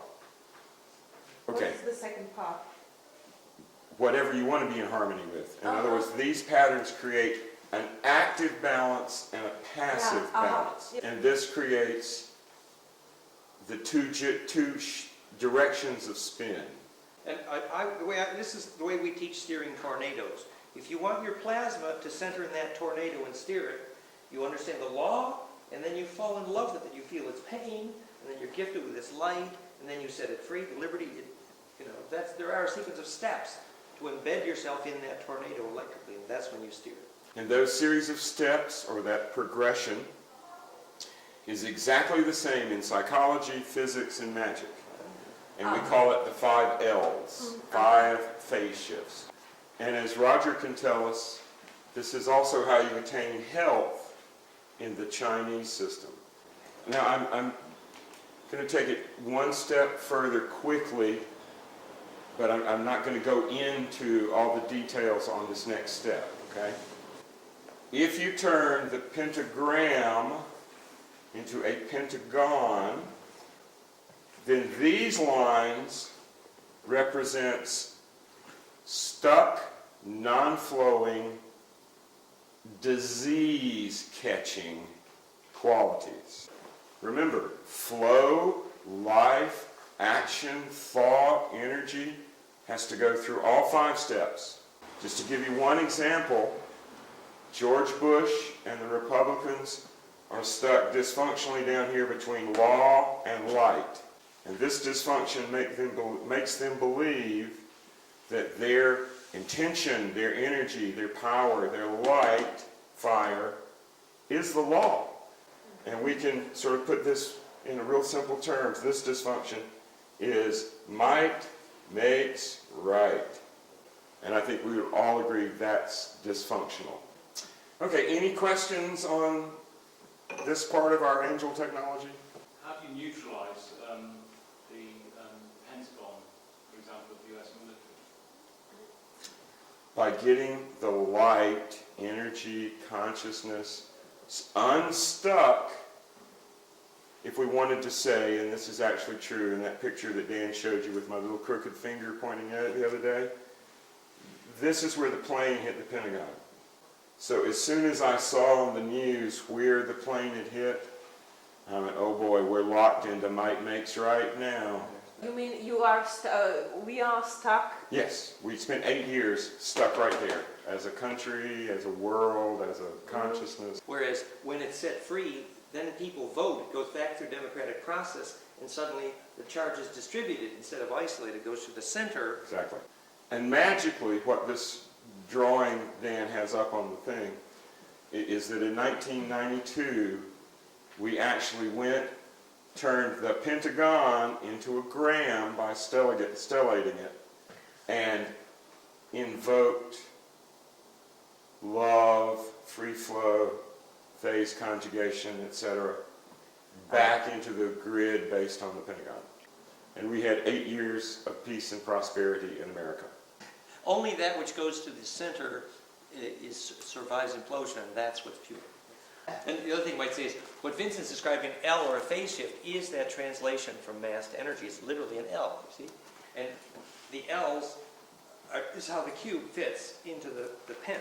So when I hear the word Mag, as in magic, I believe it means the matrix of Agni, the symmetry of implosive fire. That's Mag. Yes, magic. Now, drawing pentagrams or thinking through your problems in terms of, does it move through the whole pentagram and is therefore open and expressing itself, or is it locked in one place? This is just a certain type of mental exercise. And when it works and the mice go out of your cupboard, it's magic. To actually get there, we need to put information into our compression, into our building of charge. And to do that, we use something I talked about the other day, the four-letter names for God. Now, here are the four-letter names, and because it's never good to actually express this word, we tend to say it Yod, He, Vod, He. We spell it out. It's sometimes expressed as Yahweh or Yehovah. Both of these are incorrect because we do not know how the ancient priests in the temple in Jerusalem pronounced this word. They only pronounced it once a year during Passover to bring the presence of God in. And I personally think they pronounced it Yahoo! Okay, the other three have English pronunciations. And the second one is Adonai. The third one is Eheya. The third one is, just like it's spelled, Agla. Now remember, there's only 8 letters that make up these 4 words.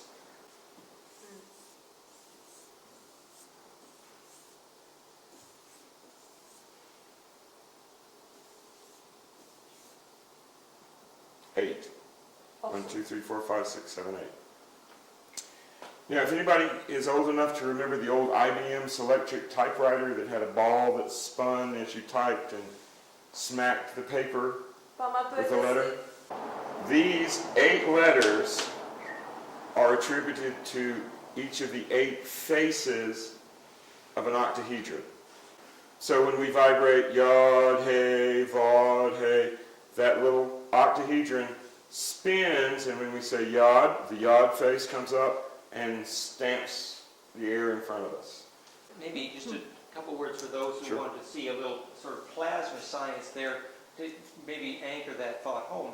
Remember, when we looked at the letters, you'll see that Yod actually is a very particular angle of the face of the tetra. So you're literally locking a plasma donut into a certain angle in the tetracube octave. And for example, Yod He Vav He, Yahweh, actually there's 64 ways you could pronounce that sequence of letters. And that is equivalent to the number of permutations that assemble DNA. It's literally a genetic software, yes? So whether you think of it as braiding DNA or simply braiding donuts, you're nesting these plasma domains in a sequence to make the residue of that plasma stand as a wave. So when we face east and vibrate Yod He Vod He, we've created a very precise set of symmetry angles that create a standing wave that is completely unique. Or more than unique, it's stable because we've done the laws of symmetry so accurately. It's stable, it's self-sustaining, it's shareable. Everybody experiences it in the same way. Plasma field. And the same thing happens when we turn to the south and do Adonai, the west Aheya, and north Agla. Now these are the 4 faces of a cube. And just like on Dan's crown that he showed us the other day, those waves that we have now built this structure meet at the center, which is us. And if we've done it properly, the phase conjugation from the pairs of cones zeroing in on us turn us into a standing wave. Because it's the conjugation that makes the distribution so super fast, superluminal, and perfect. That's the God's radio. Physics calls that real magic. They get self-organization in conventional physics just from that kind of waves in optics. And the Kabbalists who practiced just a handful of blocks from here were creating exactly what you see on the screen every time they raised this very holy pattern of energy. The cones of power. Now, because it's just energy, I'm getting there. Because it's just energy, we can't interact with it except being impacted by it. We can't talk to these cones of power yet. So what we do to give it an intelligence that we can communicate is we add to this spin, this cones of power, this phase conjugation stability we've built, we add the extra spin of angelic or archangelic presences, personalities. So instead of just being a very remote energy pattern, when we add Raphael, it becomes personal. And the same for the others. So when we finish this, we now have the standing waves focused on us, and we've given each of those standing waves a user-friendly name that I can call, hey Hans, hey Mikhail, hey Gabriel, hi, we can talk to them. Now, pardon my squiggles. Dan can do this much better. I'm looking at it upside down and backwards. Okay? So these are our cones of power, and here we are in the center. We're looking down from the top. So if you look on this diagram, in the center here, there's a little bin, a little pyramidion, a little capstone. So if we don't put a capstone on our construction, all the energy leaks out, just like if I took a knife and punched a hole in the bottom of this bottle, all the water would leak out. So if you think of this as, again, a pyramid, and this is the capstone, then we need a quality like the archangels, who will fill that space and keep all of our goody from leaking out the tops of our heads. And the traditional term for that capstone is Shekinah or Shekinah. Okay, anybody have any questions on this part? So the classic idea of the names of God being creation is simply means the symmetry operations of creation. It's the same thing. Each letter is telling you the angle of symmetry at which to nest the plasma. And when we have all four, we have a small model of reality that's technically a metaxic monad. Což je technicky metaxická monáda, metaxic. Metaxic. Like metax. And what that means is it's a point that's somewhere and everywhere all at the same time. Sort of like ubiquitous. So what's the word metaxic? I don't understand. Metaxic means beyond scales, beyond structure. Okay. Meta, like a meta programming. Yeah. Monad is a singularity. Yeah. I just couldn't understand why you're adding the two words together. Taxic is the discipline. It's called. Yeah, metax means beyond discipline, which means the perfectly distributed point among the waves. The point that's here and everywhere. Puns don't work in Czech. Yes, yes, sir. Going way back, just so I understood the dispel, invoke, and transmute. So transmute was where you went from light to liberty instead of going through love? No, that's the spirit equilibrating. That's That's the active equilibration. That's the active balance. Okay, so what was from love to light to liberty to life to law and back to love. Love to light to liberty, life. Oh, so what's the difference between invoke goes love, law. Transformation goes love, light. Okay? Okay, Dan, if you could find us a good illustration of a dodecahedron. Okay, when we finish creating our little metaxic monad, we're still static. We're essentially standing still. And you know what happens when you stand still? The universe runs over you. That which is not moving is dead. So we need to make our little reality, our little metaxic monad move, dance, spin. So in drawing our pentagrams, we've created 1, 2, 3, 4 pentagram, pentagon shapes on this plane around us. Now, as Dan likes to talk about, you take 5 cubes and you tilt them properly and you create a dodecahedron. So somehow we have to move from this static cube made up of pentagonal faces, which are all on the same plane, to a dodecahedron that is alive and spinning. Now this is where it gets really tricky, because in Hebrew, we can't do this. In the sense it's what Tetracubic. The Hebrew is tetracubic. Yeah. We can't get out of the matrix of physical reality. We can't spin ourselves up out of the way of the coming freight train, death, unless we add another 4-axis of spin. And we do that by adding Enochian to the Hebrew. And Vincent's drawing of that, I find very helpful. When he first, was it you who actually discovered that symmetry, the hypercube symmetry in the Enochian Ophaeum? Yeah, that's me. Which I found, really a turning point in my study. You say these. Oh, okay. For those of you who haven't been here all week and listened to us rant on and on and on. This was the Ophaeum Enochian letters. This is Vincent's drawing. And this is where Vincent found the symmetry of the hypercube in the Enochian Ophaeum. So the way the letters are in the table. Sorry. Now it's really clear then. Yeah, okay. It was a little bit too fast, that's what I wanted to say. Okay, we're going to get back around to that, and I'll say it slower, so you don't have to translate that. The basic idea, though, is that if you take the first verse in Genesis and unpack it properly. You mean this, or not the first word, the First verse. This is the first word. This is the way it starts. But if you take the whole verse and lay it out on just cut a slinky apart, bend it around, and at whatever interval you want, start adding words from the first verse in the Bible. And then unfold it. Link letters back in according to where they hook. This is the word Breshit. Or beginning. This is an example of doing that with one word. Vincent's saying how to do that with a whole phrase. But when you do it with one word, you see that you've actually tied the angles necessary to tie a donut together. That's what Breshit, the first word, is.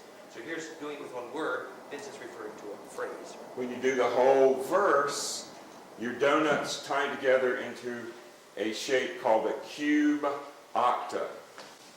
Yep. Handy. I'm not able to translate what's going on Sorry. here. So Okay, he's saying the letters of one whole verse make a cube octa. This figure here.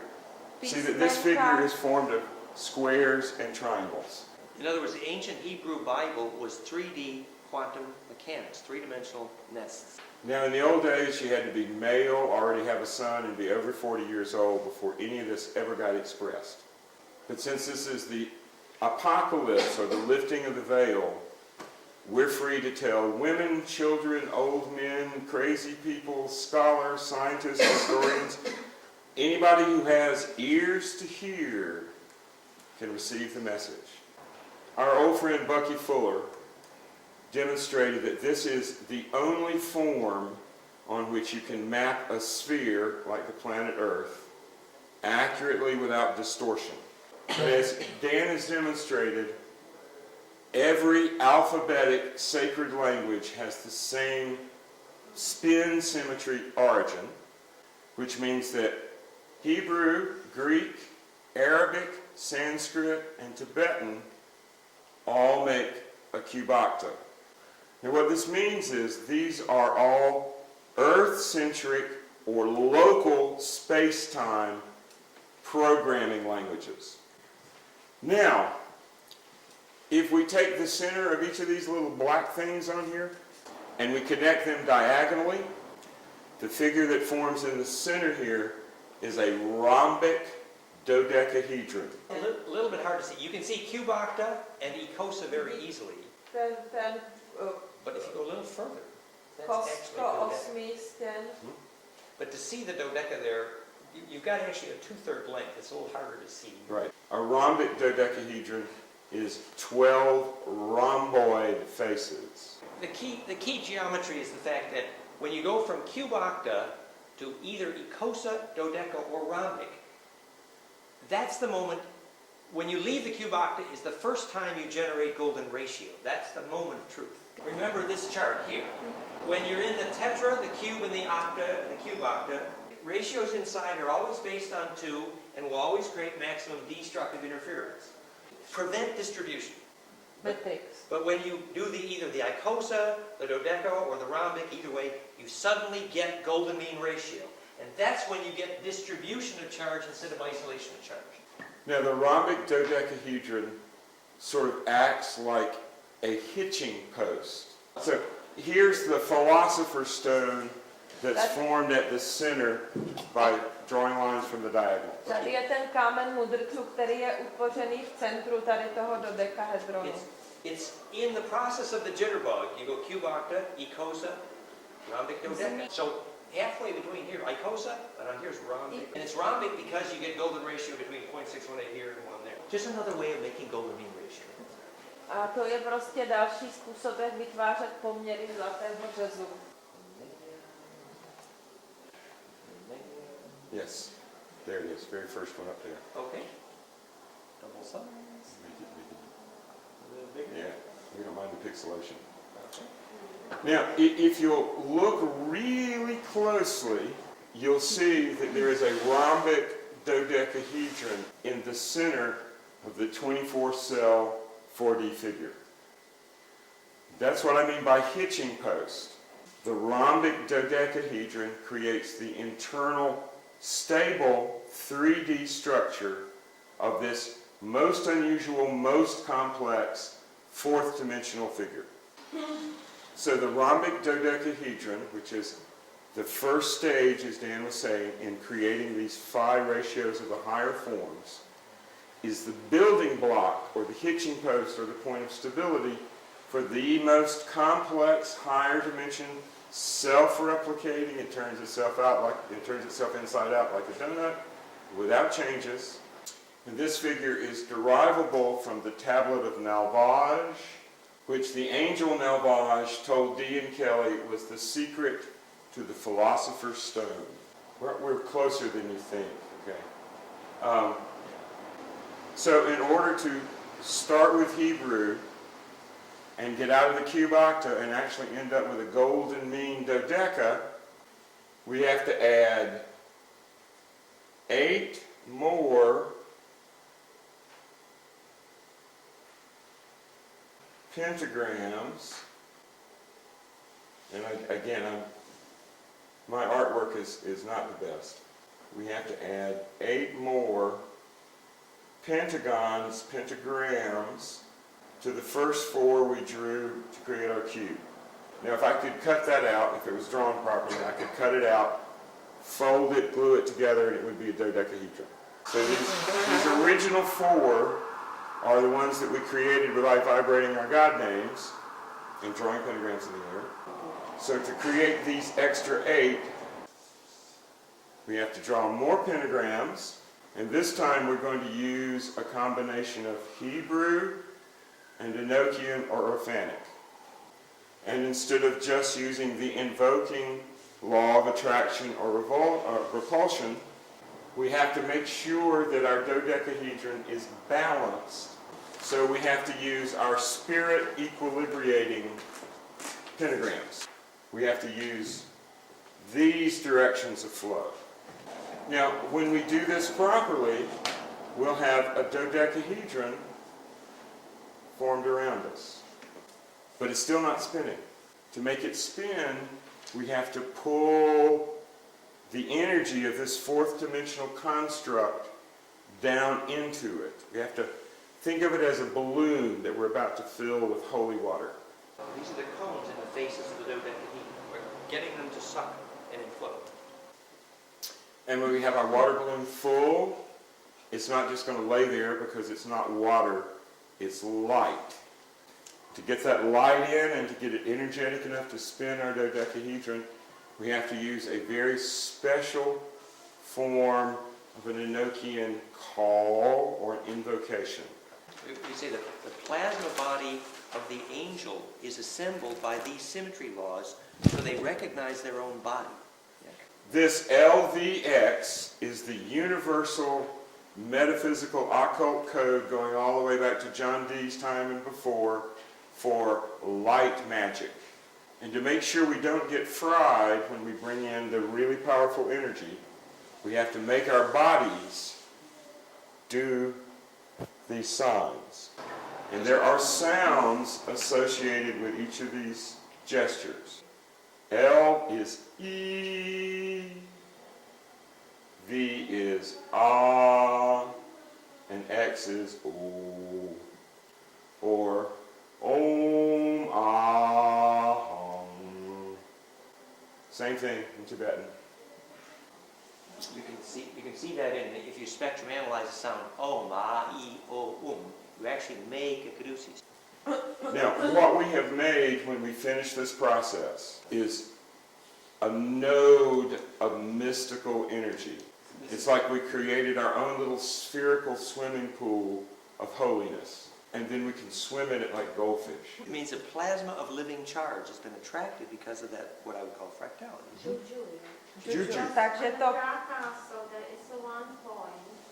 We call it Shishi point.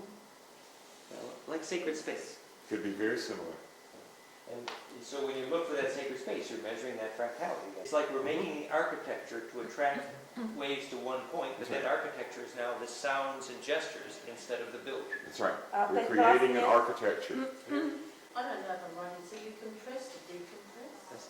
Yes, you initiate compression. But then you And- decompress. Well, No. once you have compression, you get the self-sorting that then allows the radiance to all originate in one place. Implosion first, then radiance.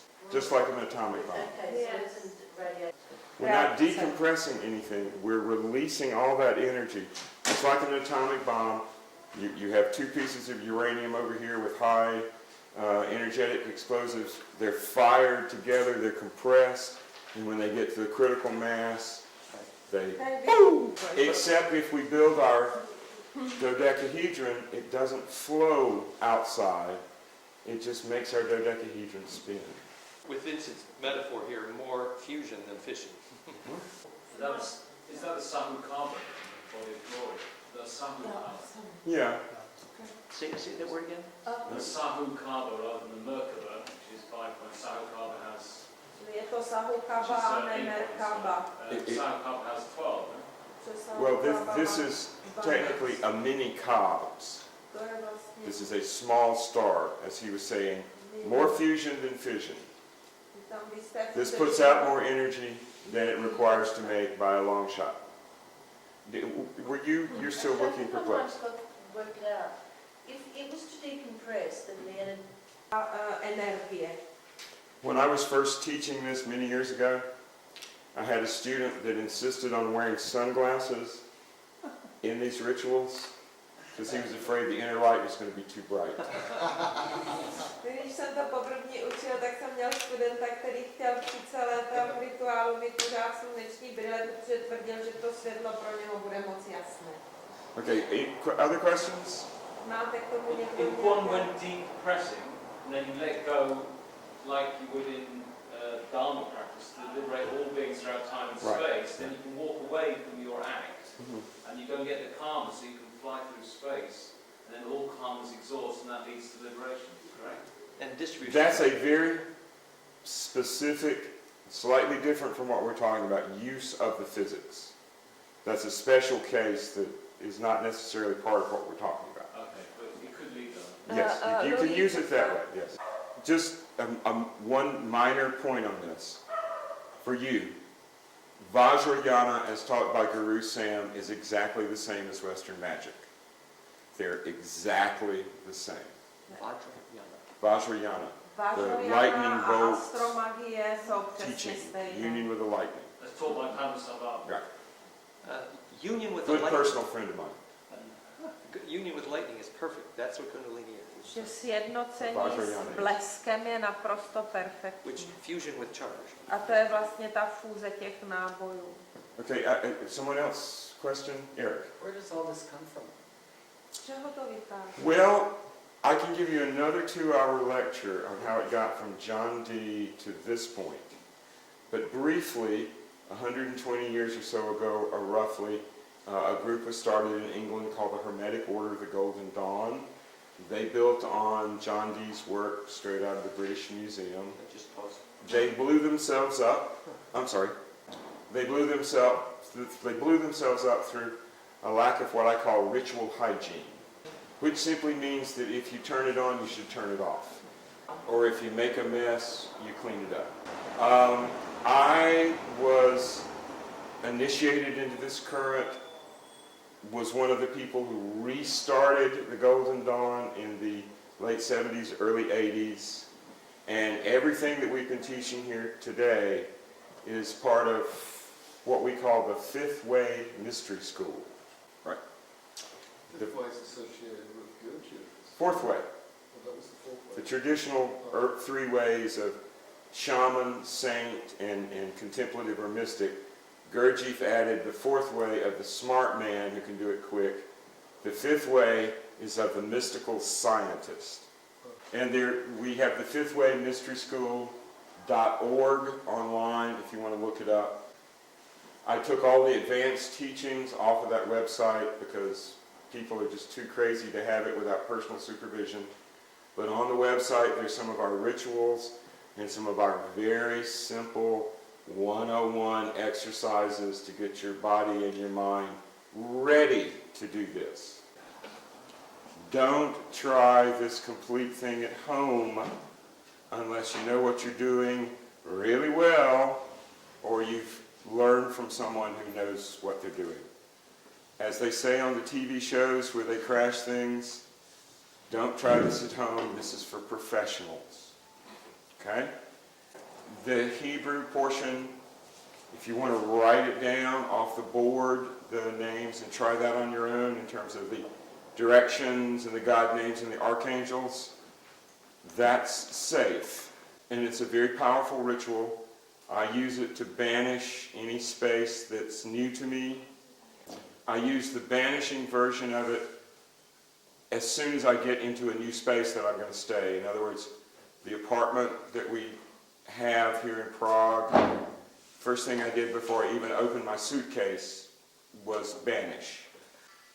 That developed into a habit of mine because I used to spend a lot of time in hotel rooms, and I would have terrible dreams, hangovers when I hadn't even had anything to drink, because you never know what's happened immediately before you rented a hotel room emotionally, spiritually, energetically.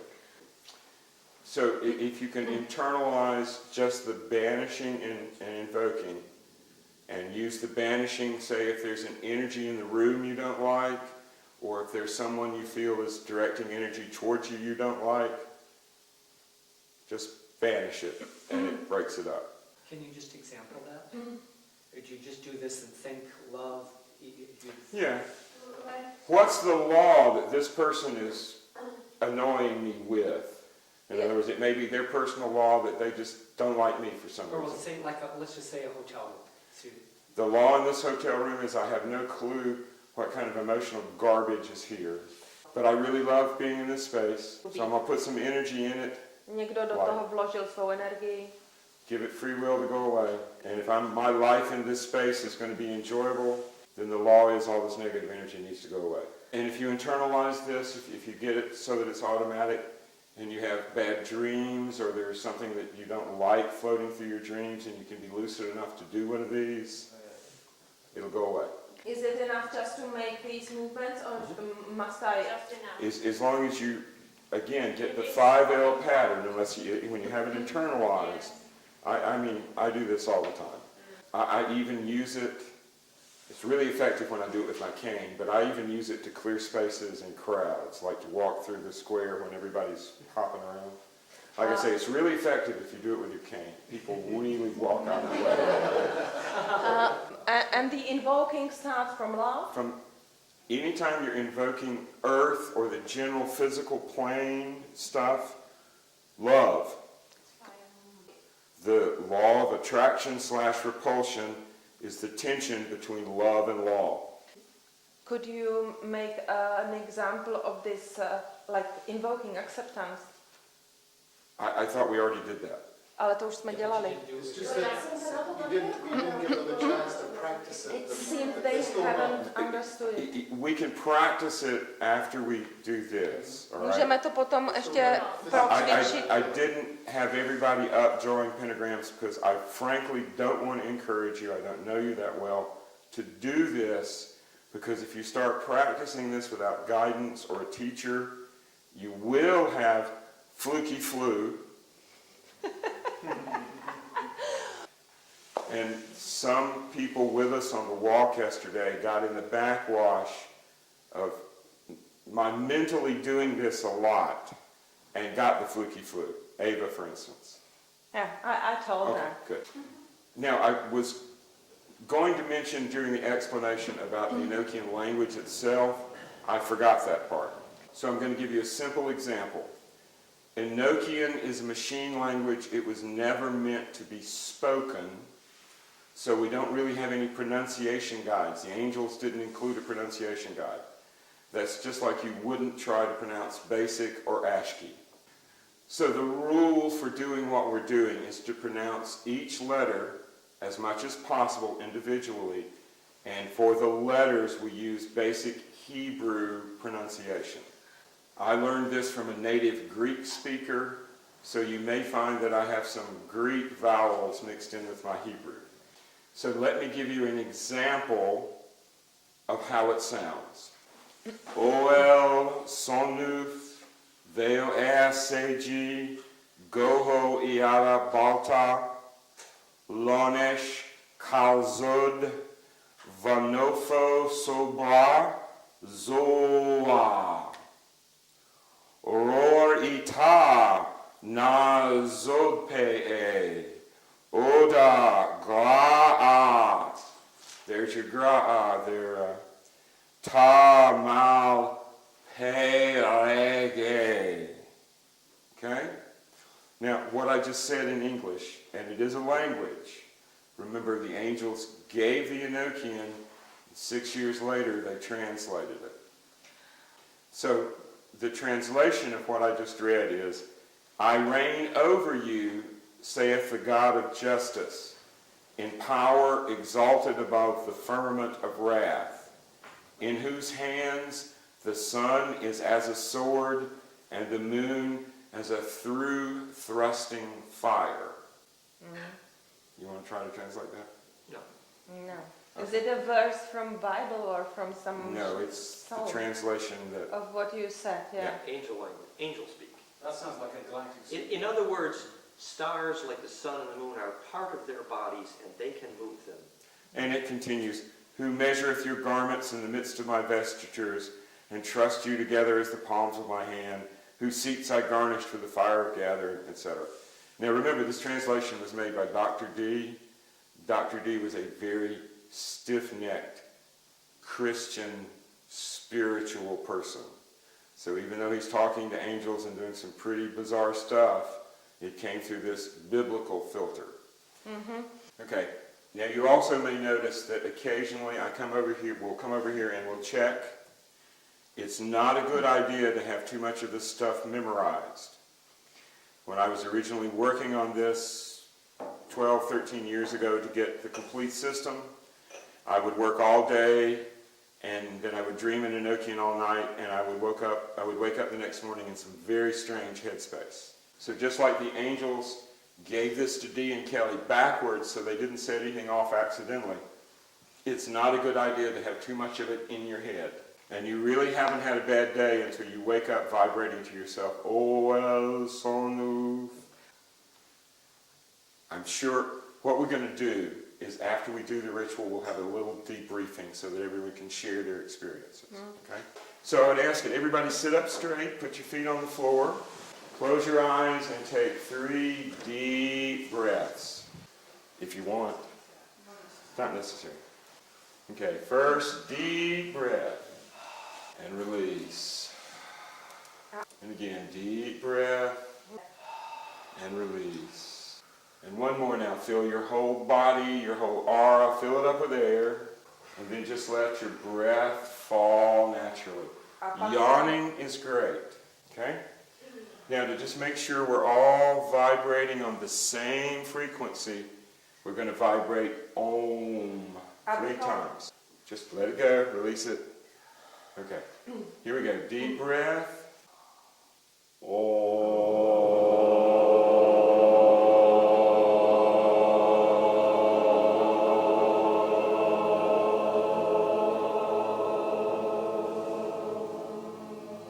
Okay, good. How are you going to be magicians if you can't vibrate louder than that? Here we go. Tak pořád ještě jednou.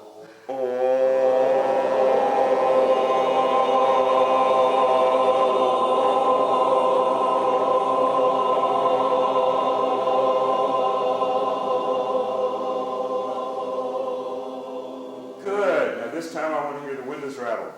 A teď musíme rozeznít okna.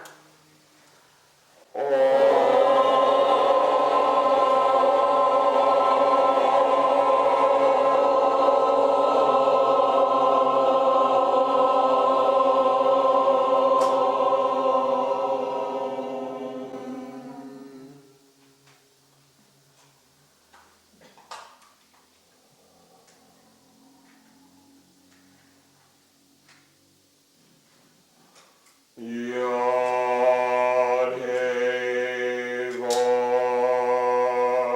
hey.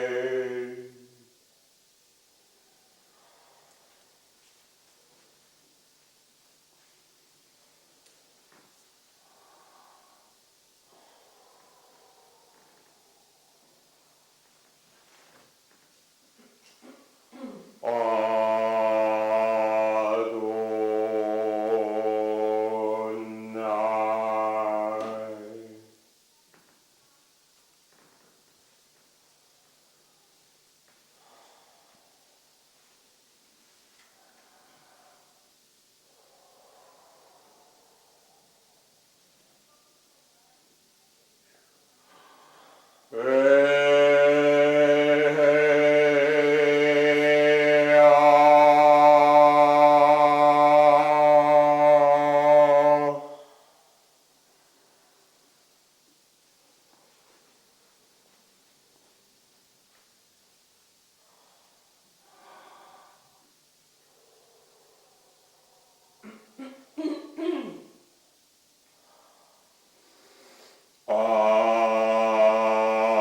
Agla.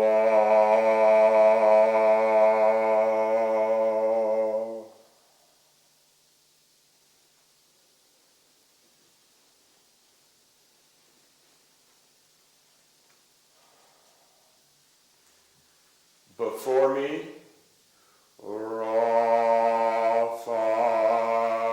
Raphael. Přede mnou, Rafael.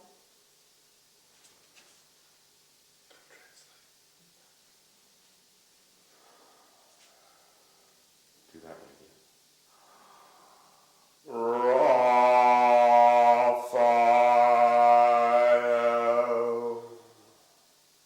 Behind me, Gabriel.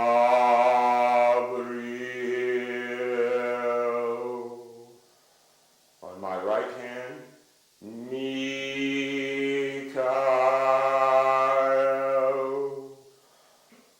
On my left hand, Oriel.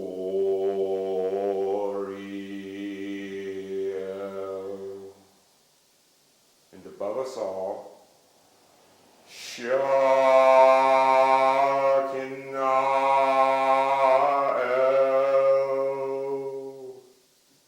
Presence of God.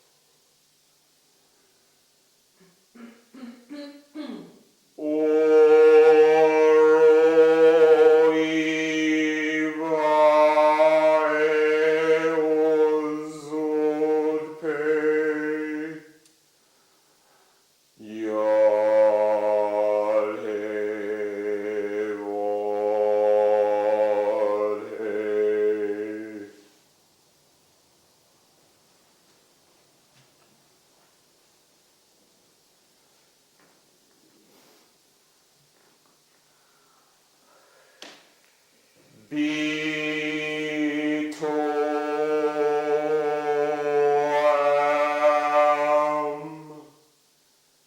Ihaya.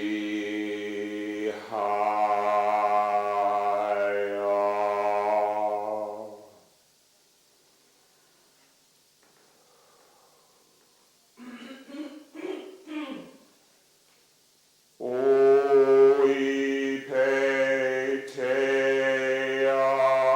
pedoke.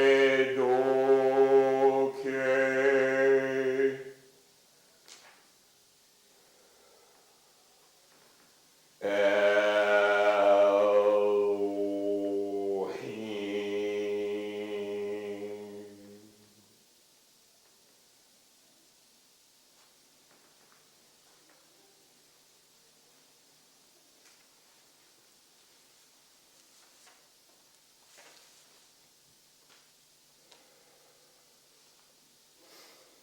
Na.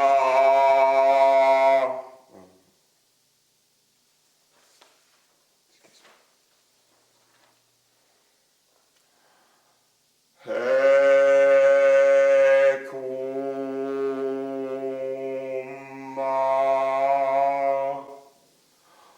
Agla.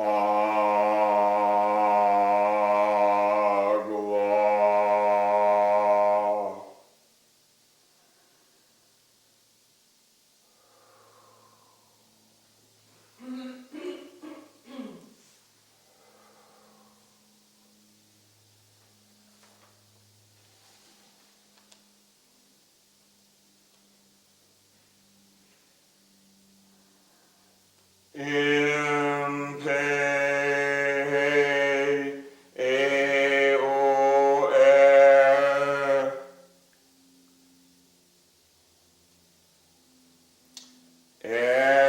Let me start over again.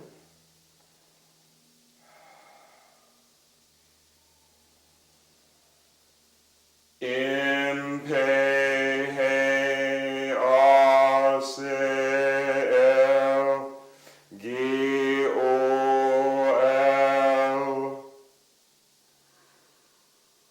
Agla.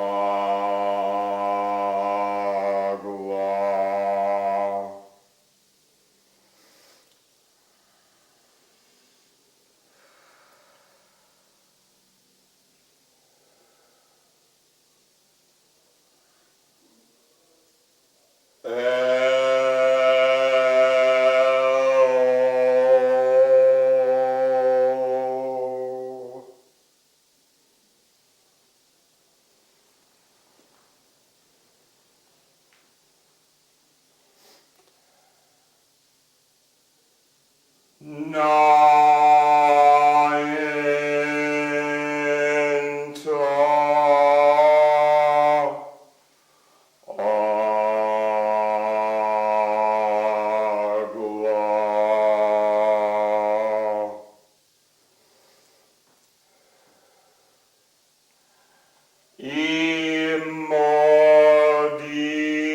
Immodiel. Australia.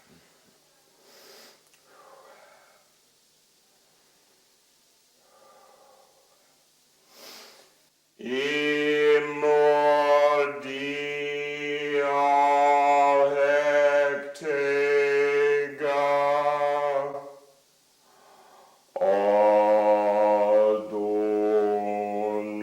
Adonai.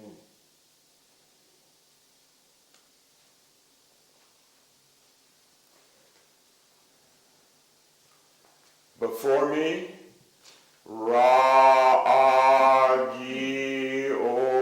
Osel.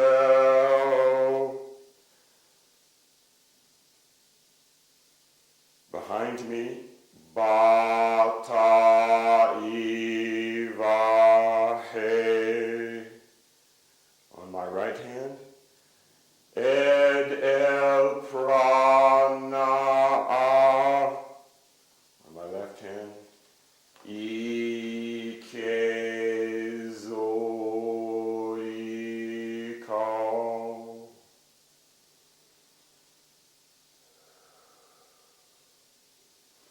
About me is formed the dodecahedron.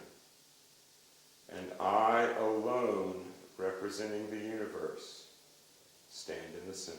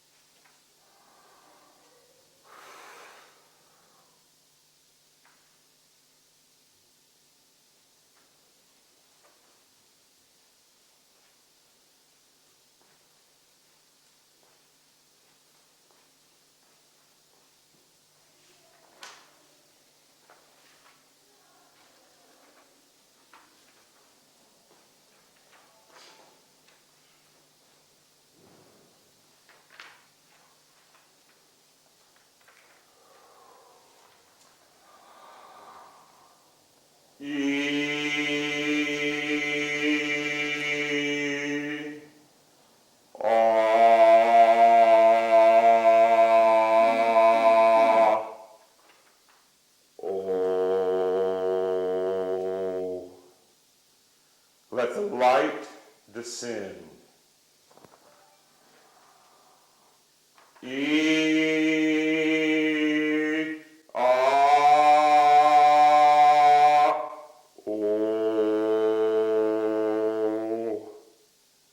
Let the light descend.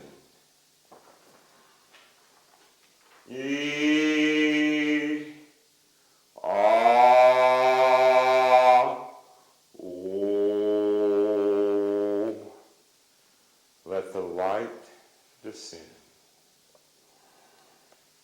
The light is with us. O el sonu frere seji go yada balta el et sarte komananu tabito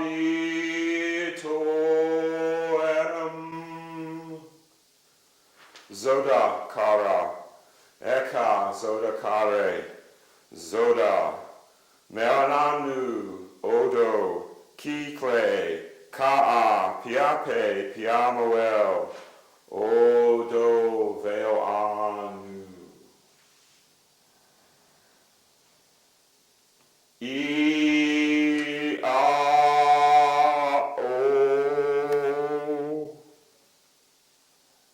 The light is with us.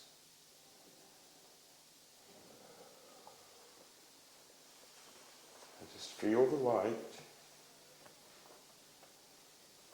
Feel the energy. Procíťte si světlo, procíťte tu energii.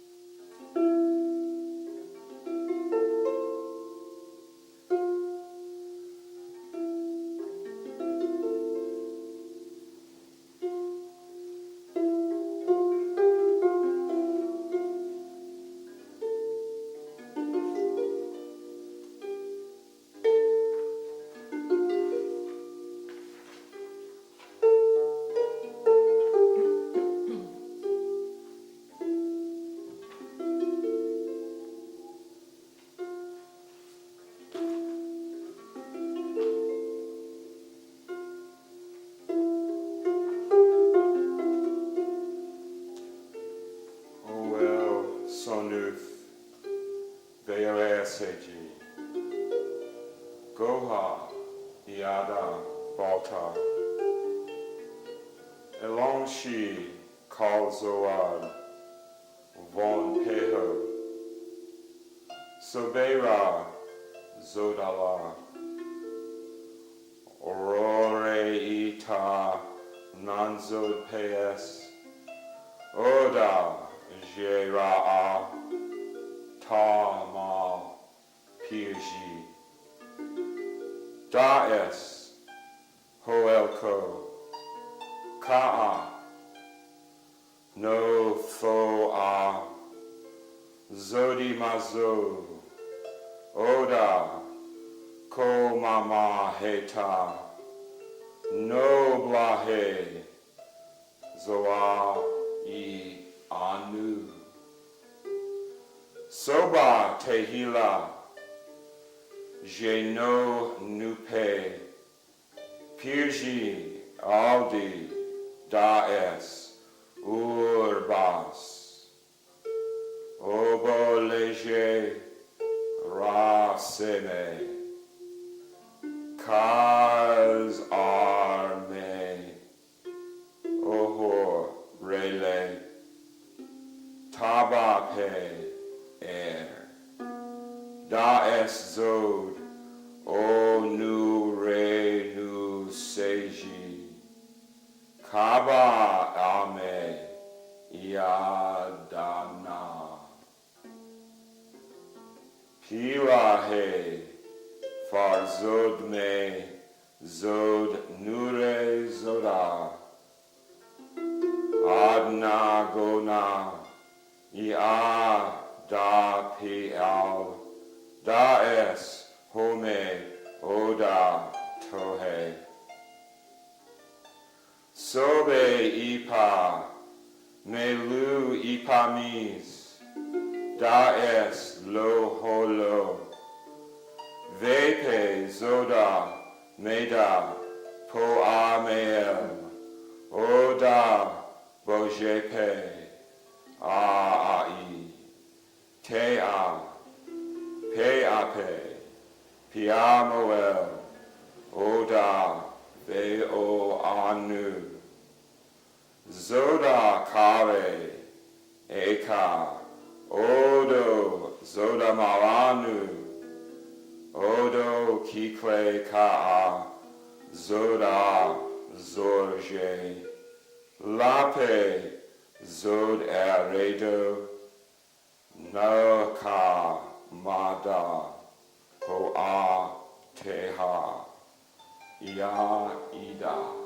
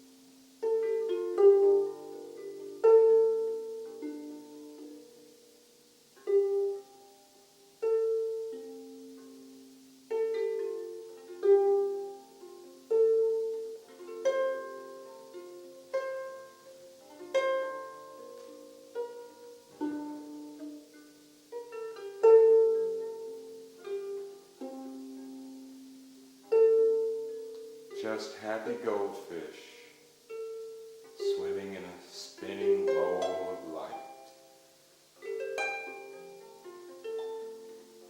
Šťastná zlatá rybička plující si v akváriu plném zlatého světla.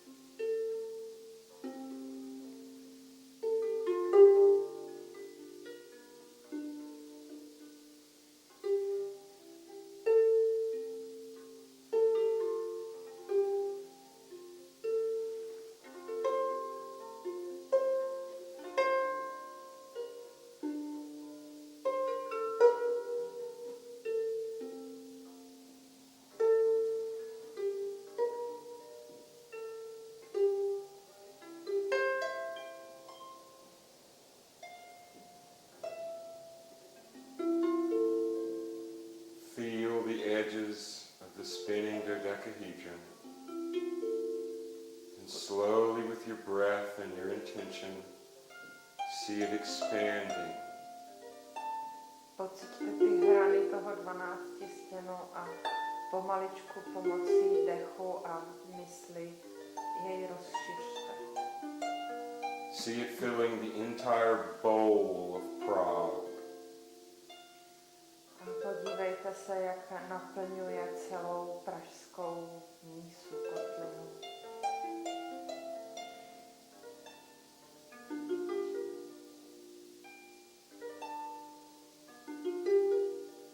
Feel it expanding until the dodecahedron fills all the Czech Republic. Procítíte, jak se rozšiřuje, až naplní celou Českou republiku.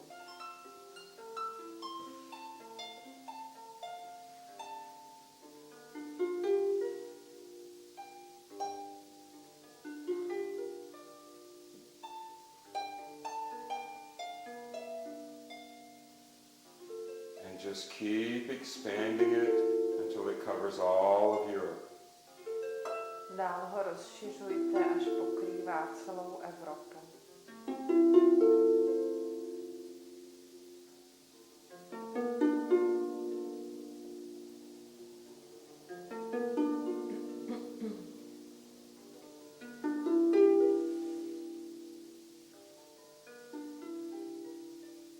Continue to let it expand until your dodecahedron completely covers the earth. A dál pokračujte s tím rozšiřováním, až váš 12 stěn pokrývá celý svět. See the dodecahedron settling into the earth grid. Podívejte se, jak se usazuje v zemské magnetickém říšce. With your mind's eye, look for darkness, cracks, danger, fear. A svým duchovním vnitřním zrakem se hledejte temná místa, praskliny, strach. And just send the light from this bubble out to wherever it's needed on the entire planet.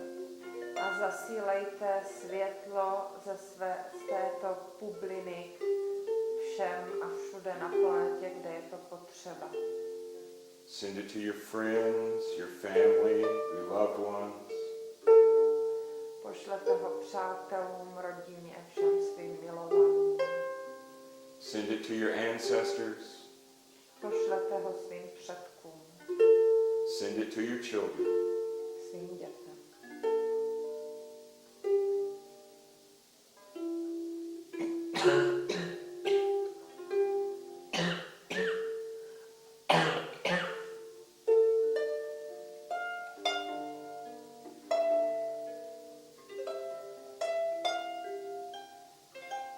And don't forget to send it to your own DNA.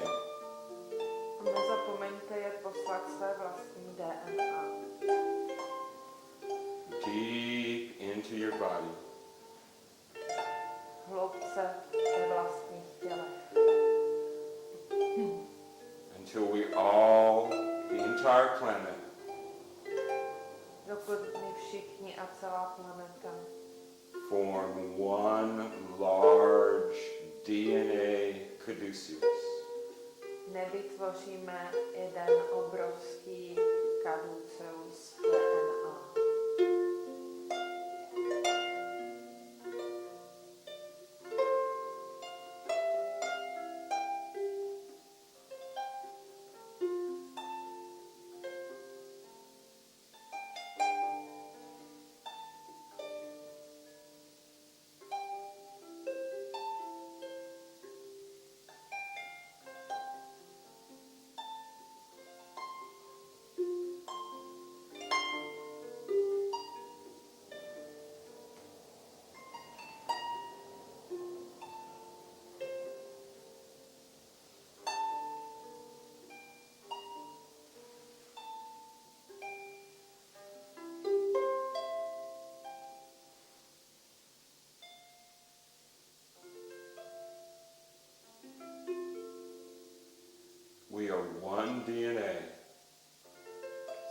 jednou DNA.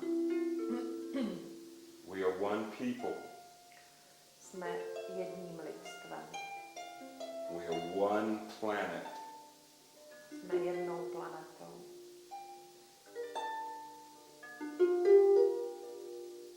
And we are one mind.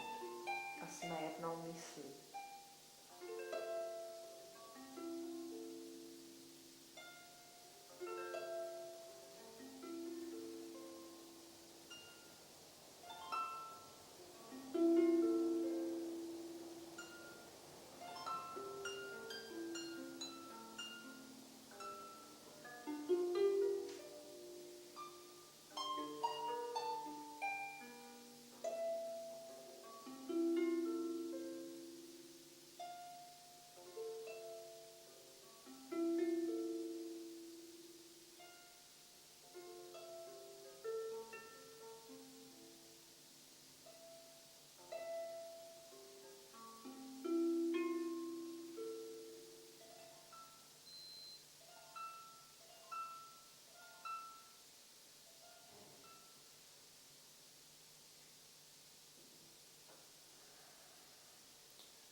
Because this building is sacred space, because this building is going to contain people who are processing.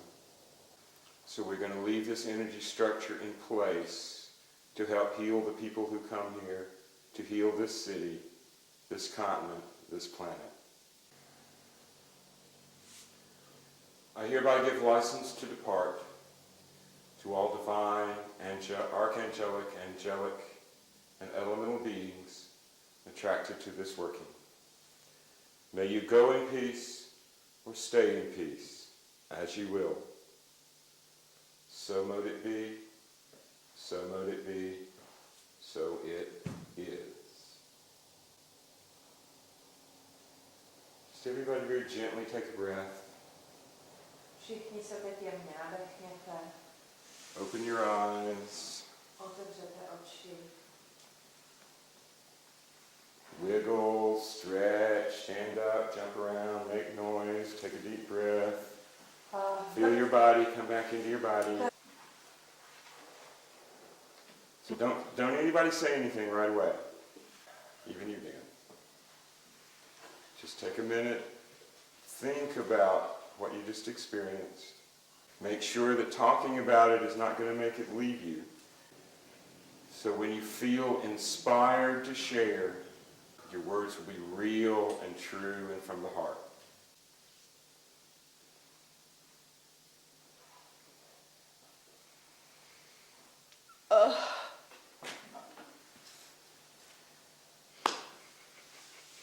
I will be a movie star. Let's hope. I will be a star. Every man and every woman is a star, Douglas. Okay, anybody want to jump in and start doing the intellectual talking about things? I apologize for wobbling slightly. The energy was not as clear as it could be. But when I hit the Western Wall and vibrated down towards the synagogues and the cemetery, it just about spun me around. I'm not used to that kind of reaction in a city. No něco tam bylo, ale já teď jakoby spíš jako k něčemu jako zvláštnímu, co mi tam přišlo, bych chtěla říct. Že jsem měla pocit, jak kdyby přitom fyzicky mě začala bolet ruka, paže. Kdyby mě někdo mačkal fyzicky ruku. To jsem musela i protřepat a znovu. I felt something, but I just... No, I mean it's different stuff, but this is, yeah. Yeah, so I felt somebody really was pressing my hand, and I had to stretch it, but it came back pressing my right arm. So you've never shaken hands with an angel before? Že jsi předtím nikdy netřásla rukama s anděli? No. Well, you have now. But should they squeeze my... Sure, a gentle loving squeeze is how they get your attention. No, takový jemný, milující zmáčknutí, takhle získají, přitáhnout tvou pozornost. Michael, when he said Michael, Cítila jsi, když říkal Michael. exactly when you said the names of the angels, then physically I felt very dense atmosphere, very, very dense atmosphere. Cítila fyzicky zhuštění atmosféry, když říkal na jména těch andělů.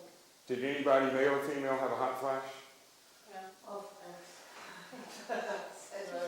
Měli jste někdo návaly? Horka. Toby. Would it be okay to ask Eric to sing the names of the angels and play just for a little minute? Would that be? Sure. It doesn't seem like we have a lot of people who want to talk about it, so maybe that's... And then what's the There might reason be that it could come back? Give it a little more moment, maybe. Well, that's true. Možná bychom trošku potřebovali. We'll let him do that to close us out. Yes? I would like to stress that in Czech language we pronounce the names of the angels like in Hebrew. No, this is not the case of English. So we say it the same like you did. Because in American English or English you pronounce differently. So it's much stronger in this atmosphere and Czech down because the vibration of the angel exists exactly like you said. Everybody in the old cemetery heard us. Yeah. For a moment, my head was totally spinning. Anybody else feel that sense of the room spinning? Was it unpleasant? It's strong. It's strong. Very strong. Even with me trying to tone it down and making stupid mistakes when the energy hits me unaware. It was strong. I was trying to sense the intent, the purpose. And I tried to feel how you would steer, like the whole gene pool. So did you get some instructions? I felt strength. Vegabura, Vegadua. Yeah. So the heart chakra was very strong. Yes, particularly at the end. Maybe it's nothing. I didn't see any images, but I saw a bracelet with a little cross. But the cross wasn't like the cross by at a church, but the same length. I'm sorry, I didn't hear that last part. But the cross had the parts had the same length. Oh yes, equal arm cross. It's a bracelet. Yeah. I felt a lot of tingles and kind of like vibrations moving through my body, and at other times it felt like just like from it, instead of being a tingle, it would be like just real strong and kind of like solid, and other parts, you know, different forms of the tingliness.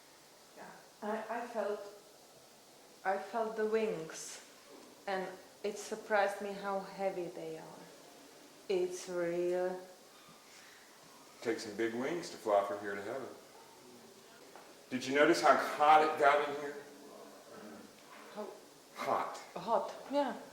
If we had the instruments with us in the room to measure it, we would note at least a 3-4 degree rise in temperature just from me vibrating. And then energetically, the magnetic envelope got denser by a clearly measurable amount if we'd had the instruments to measure it. And that's that sense of heaviness, that sense of pressure.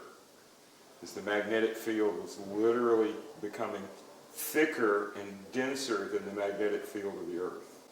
A proto jsme cítili tu tíhu a tu hustotu, protože opravdu ta magnetická vrstva začala být hustší, než je magnetický obal zemský. When the compression is non-destructive, it becomes syrupy. That's what we call plasma. Did anybody have any images or words that popped into your mind? Well, before I come to that, to the images, I was wondering whether at one point you were very close to me, because your voice is very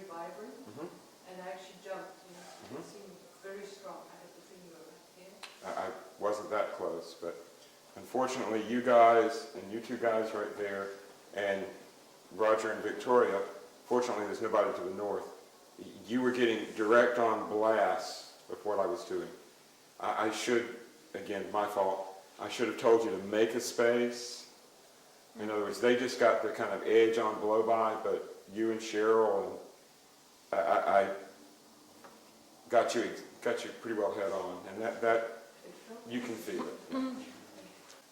Yeah, Paul. When we moved the dodecahedron out to the size of the earth, I saw the bases go into the pentagrams, and then that just instantly, as soon as that happened, it just kind of went fractal, and then just 10, 10, 10,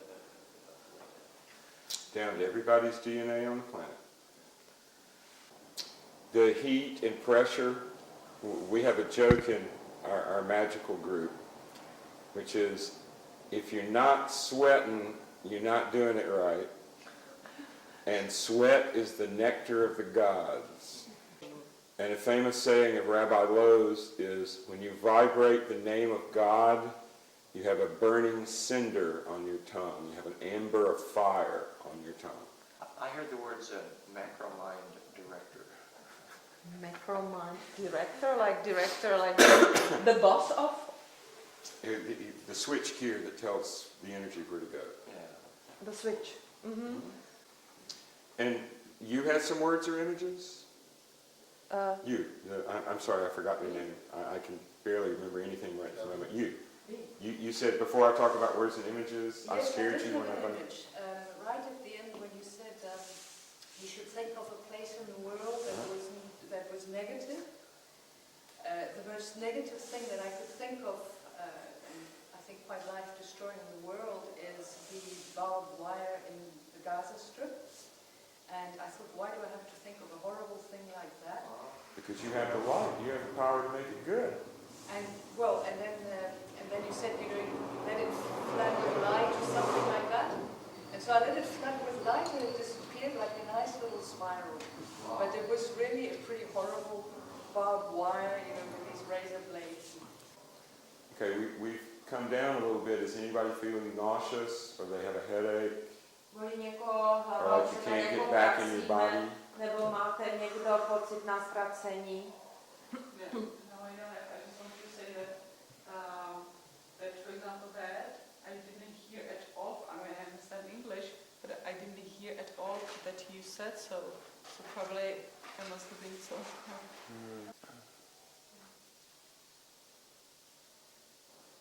Is this the same thing that you said you did way back when on the mountain, and when you did a long time ago, and all your lives changed? Dělali jste to stejné na těch horách, jak se o tom zmiňovalo na té hoře? This much. This much of... Yeah. What we did on the mountain took 7 hours. Wow. This was less than 45 minutes, including all the meditative part. It was most all night at the Red Rocks. Yeah. I have to say that I felt, in a way, a more sharp density this time than last time, actually. So everybody's back in their body. I don't have to ground anybody. Nobody's feeling Už jste lightheaded. všichni zpátky v těle, nebo nemám někoho uzemnit?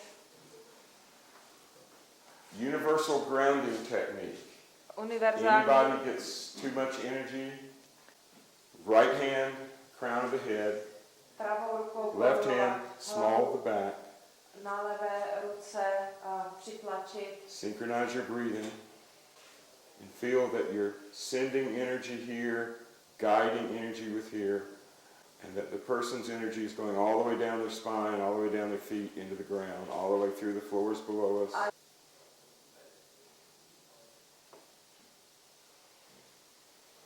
Okay, I knew she was done when she felt lighter. And she smiled. In other words, you could feel her bob up against my hand. Okay?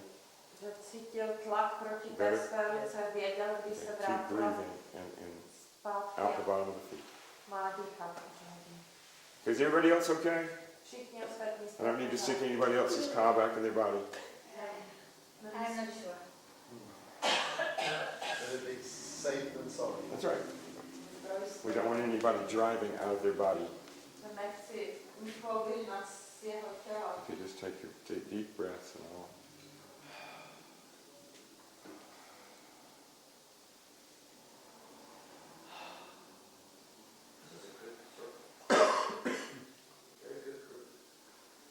Velmi dobrá skupina, You're hned nás almost chválí. like, did you feel you suddenly got lighter? Bobbed up against my hand? Cítila se, jak se to tam pohybuje. Vincent, can I still ask you something jako podskočila nahoru? I've got a feeling of jumping a little bit over. Can I ask you too? I'm not sure. I feel like, Oh, sure. yeah. That's why I asked. If you need it, just ask. Yeah. Oh, you're hot. Okay, you need to learn to go out the bottom of your feet occasionally, not the top of your head, okay? You know what I mean? Ne. All your Já jsem energy, jenom vnímala. all your energy goes up this way. Make it go that way. Energie ti jde jenom nahoru, měla bych Já to tam právě cítím, je to tam furt. Okay, just breathe. Tak dýchej.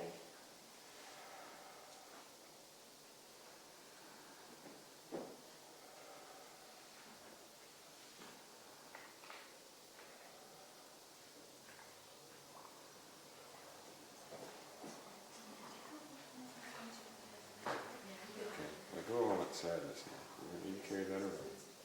That's your heavy. Past life, this life, whatever, just let it go.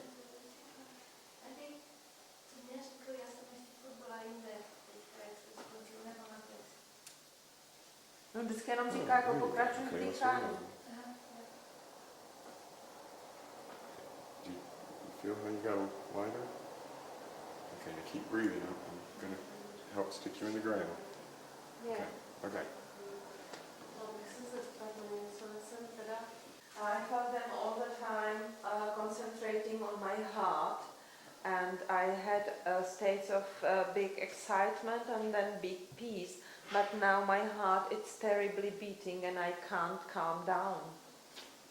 That's okay. Go enjoy the excitement. What makes you happy? Čím jste šťastná? What makes you the happiest? Go do it. Co, udělejte teďka to, v čem se cítíte nejšťastnější. Good advice. If you're happy if you're eating ice cream, leave here and go get some ice cream. Pokud ráda jíte zmrzlinu, tak běžte si dát zmrzlinu.